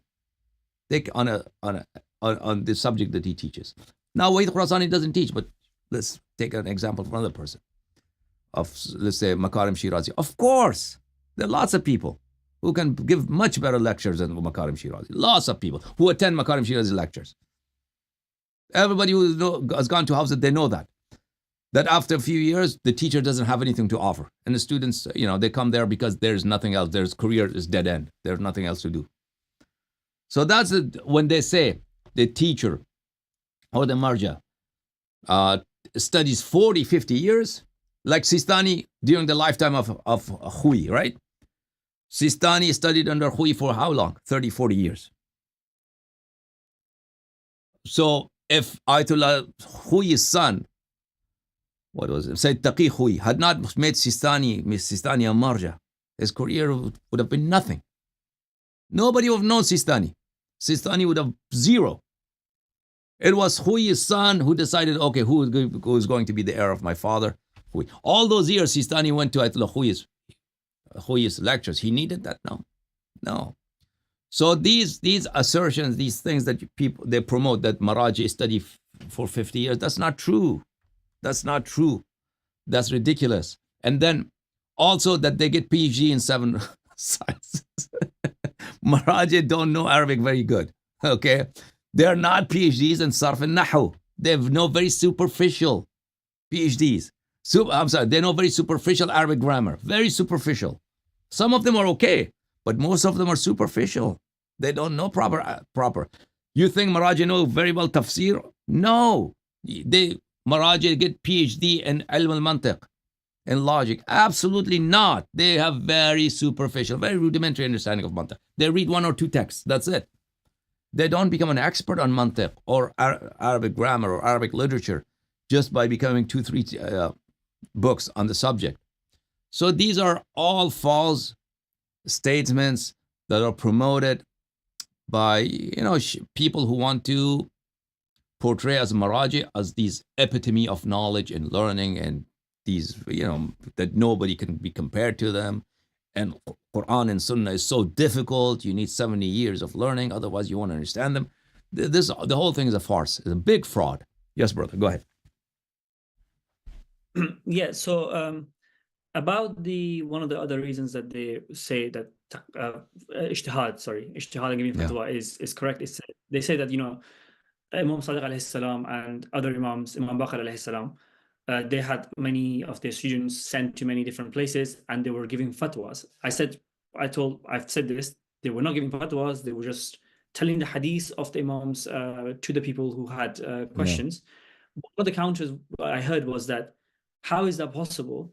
How could Zurara have memorized or had known these thousands of ahadith that you need to be able to answer common people's questions? It is impossible. Therefore, he must have been giving fatwas based on his understanding and his knowledge. So he was making things up because Imam Alayhi didn't teach him enough, so he was making things up. So let's read Zurara's biography, right? There's not a single person who mentioned in Zurara's biography that he was a mujtahid. Never. No. So, and who said that Zurara had an answer for every question? Who says so? That people ask him any question he could answer? No. And there are many ahadith of Ahlul Bayt alayhim salam that Zurara himself has narrated. And people like Zurara have narrated that if you have not heard something from us, stay silent on it. Say, I don't know. So who says that Zurara used to make up things from his own back pocket? Because he didn't have enough hadith and he had to answer every question. No, we know for a fact that Imam alayhi salatu wasalam, they have told people like Zurara that if they don't have a hadith on a subject, they should simply tell people, I don't know. There's no shame in that. And there's nobody who has said that Zurara used to answer. You could ask him any question. Yeah, if he would tell you a hadith, if he didn't have a hadith, he would make it up. Yeah. That makes sense. I think there's a loophole in their theory that, you can tell me if I'm wrong. Well, they say that, you're supposed to go and seek and find the a'lam, the most knowledgeable marja, okay? Mm-hmm. Obviously, I've never met Sistani, and I don't think I will ever meet him or the other marjas. Am I supposed to meet all the 100 marjas? I don't know how many there are in Qum and Najaf to make a decision. So they say that, okay, and two mujtahids who are knowledgeable and who you can trust and everything like that. Mm-hmm. And then if you can ask him and he says person X is the most knowledgeable marja, then you can follow that marja and decide that he's alam. But I've heard that there's an extension to that and say that the person that they have decided to be alam, if there is two other mujtahids who say he's not alam or he's a bad person, then you can't pick that person.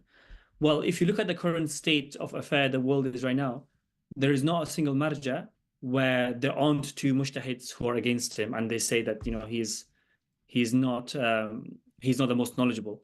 Therefore, it is impossible for someone like me, let's say if I was doing Taqleed, to come across and come with and decide who is the most knowledgeable marja out there. Would you say that is correct? So let me tell you about this most knowledgeable. This book is Jawlatun في دهاليذ مظلمة تأليف السيد محمد حسن الكشميري. You know Sayyid Murtada Kashmiri, he's very famous. He is the son-in-law of Sistani. He resides in the UK and he is his grand wakil, grand representative. And he, enormous amount of resources he has because he is the son-in-law of Sistani. That's his brother, Murtaza. Muhammad $4 million house. Yeah. Muhammad Hassan Kashmiri is his brother, very famous, and he was a speaker. Now he's very old. He doesn't probably give speeches, but from the early 1960s, 70s, he was a public speaker since that time in the 1980s, 1990s. He was a speaker. And he says in this book, his own eyewitness account of how Khuyi became alam. So Ayatollah Sayyid Muhsin Hakim dies, who was the grand marja of the Shia at the time. And he's the most senior one at that time. He dies, he passes away. The Wukala, representatives of Ayatollah Muhsin Hakim, come to Sayyid Mahmud Shahrudi. At that time, after Muhsin Hakim, the most respected and person who had more students in the Hawza, he was considered to have deeper knowledge of fiqh, was Sayyid Mahmud Shahrudi. They came to him and he says, I saw that with my own eyes because my father was a senior scholar in the Hawza. I was present. I was a child at the time. I was a young guy at the time. I saw that and he narrates that. Representatives of Muhsin Hakim, those people at the time of Muhsin Hakim who had a lot of influence because they were his representatives. He said to Shahrudi, okay, we will declare you as alam, but you have to give us these privileges. Muhsin Hakim had allowed us to do, this much money is for me, this much money is for that person. I'm wakil, you cannot remove me. And this person is wakil there. It was all about income, about khums money. He said, okay. And he said, but I don't really know you and I don't trust you. He said that. He said, no, we will not declare you alam unless you do this. If you don't do this, then Khui is ready. We have already had a meeting with Khui. Khui is going to give us all these authorities, all these privileges. That 50% is mine, 50% of khums is this wakils. Will have all these authority. Sayyid Mahmud Shahrudi said, I cannot do this. The person replied to him, from what I remember from this, I read a few years ago. He said, look, we can make anybody an alim. He said he has holding a stick. He said, this stick, we representative of so much influence, we could plant this stick in the ground and declare him an alam marja and people will follow. It doesn't matter, you're the greatest scholar of fiqh and usul and hawza. We are going to bring a junior scholar and make him alam. And he said, this stick, this wooden stick, we can declare him alam and people will follow them. And Sayyid Mahmud Shahrudi said no. Until the end, he became very angry and he kicked them out. He said, no, I cannot do this.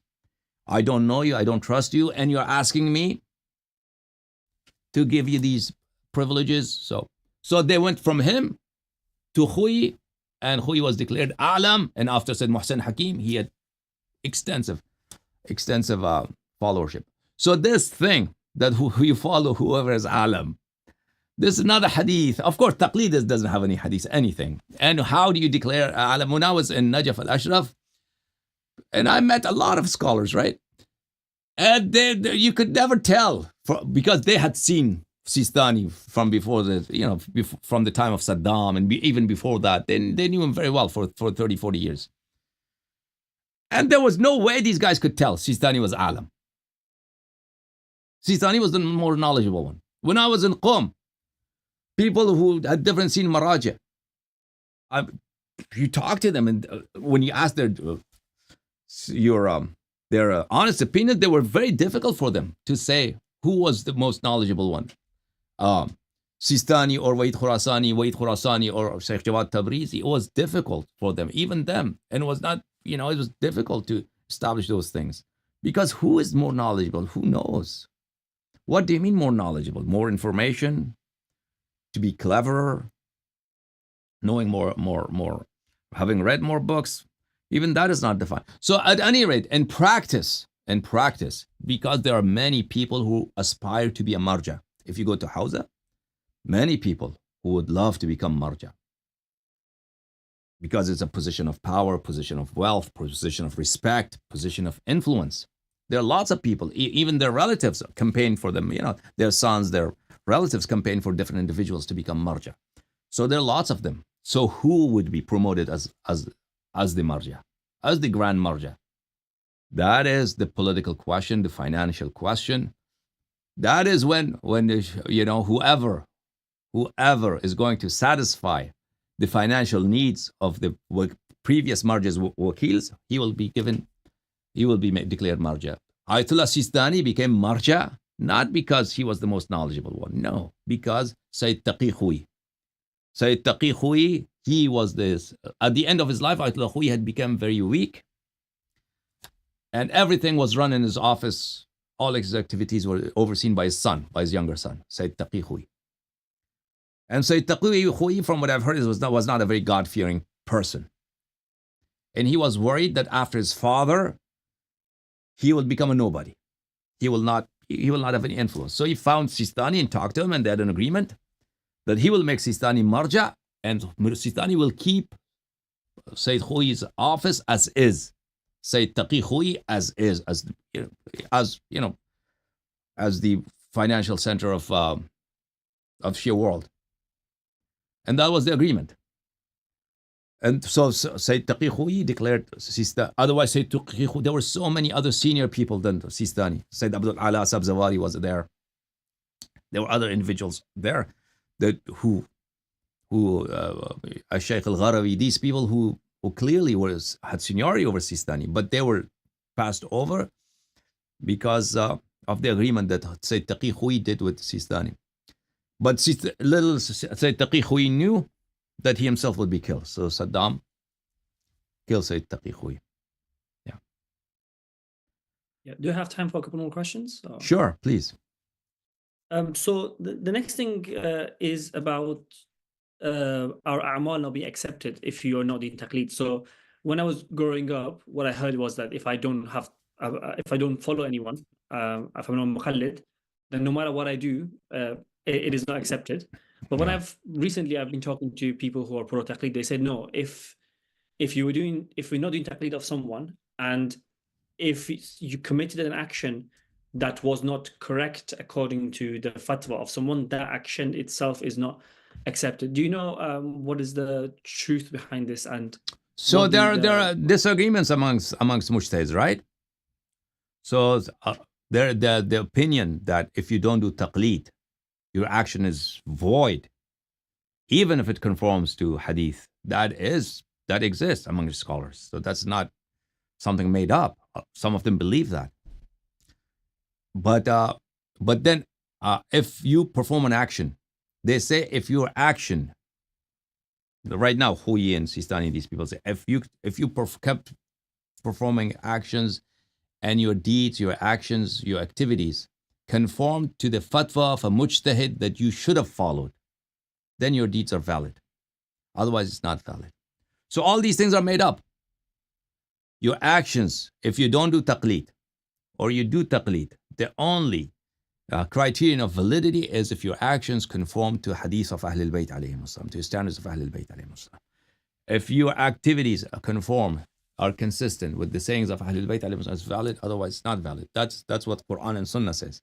But what they are saying, that the criterion of your actions being valid and accepted before Allah is whether you follow Sistani or not, or whether your action conforms to Sistani's views. That's a heresy, because Sistani's view doesn't matter what his views are. Whether your action is consistent with hadith of Ahlul Bayt alayhim as-salam, that is the criteria. Yeah, I mean, I can talk about taqleed more, but I do have one question that is important for me. That is not about taqleed. But there was a discussion we were having with some friends, and they were very confused about the position of Ahlul Bayt alayhim as-salam in terms of their level. So what they are basically saying is that Allah has created Ahlul Bayt alayhim as-salam and give them that level, but Allah gave them that level before they were tried whether they deserve that level or not. They were saying there are two scenarios. First scenario is that Allah just gave Ahlul Bayt all this power, isma and infallibility and the element knowledge. If Allah gave that to me, if I could see the world as Ahlul Bayt alayhi salam could see on the palm of their hand, then I would not commit those sins that are out there in the world, and I would also be infallible. And the second scenario is that if Ahlul Bayt alayhi salam were tried, like Hazrat Ibrahim alayhi salam, and they became imam through some means, well, that contradicts with the fact that Allah created the nur of Ahlul Bayt alayhi salam before the creation of Adam and the universe. So I try to answer them as much as I can, but I would be very interested to see how you would. So these are all ijtihads. All the ijtihads making things up, right? Who is superior and who is less superior amongst Aimma alayhim as-salatu was-salam? I show you from their own words, okay?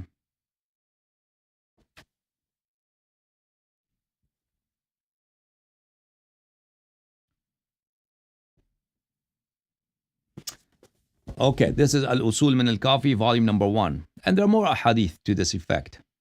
Published by Dar al-Kutub al-Islamiyya, page number 229. And this is لم يجمع القرآن كله إلا الأئمة. No one has compiled all of Quran except the holy Imams alayhim as-salam. Volume number 6, hadith number 6 in this page. So I asked the Imam alayhi salam this verse of the Noble Quran. This verse is in Surah Al-Ra'd, the last verse in Surah Al-Ra'd. قُلْ كَفَى بِاللَّهِ شَهِيدًا بَيْنِي وَبَيْنَكُمْ وَمَنْ عِنْدَهُ عِلْمُ الْكِتَابِ قَالَ إِيَّانَا عَنَا. The person who has all the knowledge of all the book. He said, this is us, the holy Imams alayhim as-salam. وَعَلِيٌّ أَوَّلُنَا وَأَفْضَلُنَا وَخَيْرُنَا. Ali alayhi salatu wasalam is the first Imam and the best amongst us and the superior one amongst us. بعد النبي صلى الله, after the Nabi sallallahu alayhi wa sallam. He is the best. He is the highest. He is he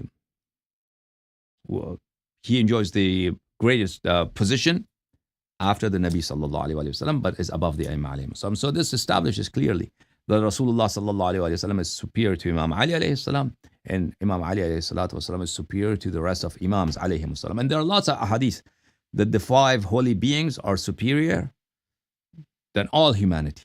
There are lots of ahadith to that effect. The Panjtani Pak, the Al-Khamsa At-Tayyiba, 5 holy beings, Ashabul Kisa, they are superior to the rest of the Imams alayhi salatu wasalam. Yeah. That makes sense. And they're talking about now. They're talking about their lives, not about the beginning of creation, right? Imam alayhi salam talking about now. He's not talking about in the beginning they were okay. He was better. Now we became better. That's something totally made up. Yeah, go ahead, brother. Yeah, I mean that makes sense. But what he was trying to say is that if Allah, why did Allah give the isma and all the infallibility to them? Why wasn't I not given that that blessing? Of course, the answer is very obvious, but I would like to hear. So Allah gave them the superiority, right? It's because they deserved it. We didn't have the capacity. If we had the capacity, we had the ability to carry that weight. Allah subhanahu wa ta'ala is not wicked. Allah subhanahu wa ta'ala's generosity is not limited. Allah subhanahu wa ta'ala is not jealous. If some person deserves a grace from Allah subhanahu wa ta'ala, He will not keep it away from them. Ahlul Bayt alayhim wasalam, Allah created them. We don't deny the fact that Allah subhanahu wa ta'ala made him superior. It's Allah's grace upon them, not upon us. And why not be upon us? Because we never had that capacity to carry that sanctity and that light and that weight. So did Allah make them better? Yeah, Allah make them. That's why they're better than us. And why Allah didn't make us better? Because we didn't have that capacity to be at their level. We could have never become that. So that's it. Allah subhanahu wa ta'ala cannot make us a rock heavier than a mountain. That's not possible. Allah subhanahu wa ta'ala cannot make a triangle that has 4 corners. That's not going to happen. It's not because Allah doesn't have power, because that's something that cannot be done. Allah subhanahu wa ta'ala cannot make the night, while it's night, brighter than the day, because as soon as it's bright, it's not night, it's day. So that an impossible thing cannot be done, because that thing, that's its capacity. That's all it can be. A triangle can only be a triangle. It cannot be round. It cannot have 4 corners. Yeah. That is a perfect answer. And even if Allah didn't give me that level or someone else, Allah is all being. We should be submissive to Him, and He decided that someone else should have that blessing or level. Just say yes, sir, and accept it. And we have to understand. We have to. All that was good for us, Allah has given us. All things that were good for us, and we could carry, Allah has given us. If something Allah didn't give us, it is because of us. Either it was not good for us, or we did not carry that obligation. We could not carry the sanctity of that position. That's because. Otherwise, Allah subhanahu wa ta'ala, there's no limitations to His power and His generosity and His kindness. Okay, brother. Absolutely. Thank you for your Thank help. You so much. May Allah bless you. Allah keep you all. You have a great day. Thank you so much. All right. Shall we call it a day? Okay. Thank you so much. May Allah bless everybody. Allah keep all of you in good health. It's been a long program and it's a Sunday.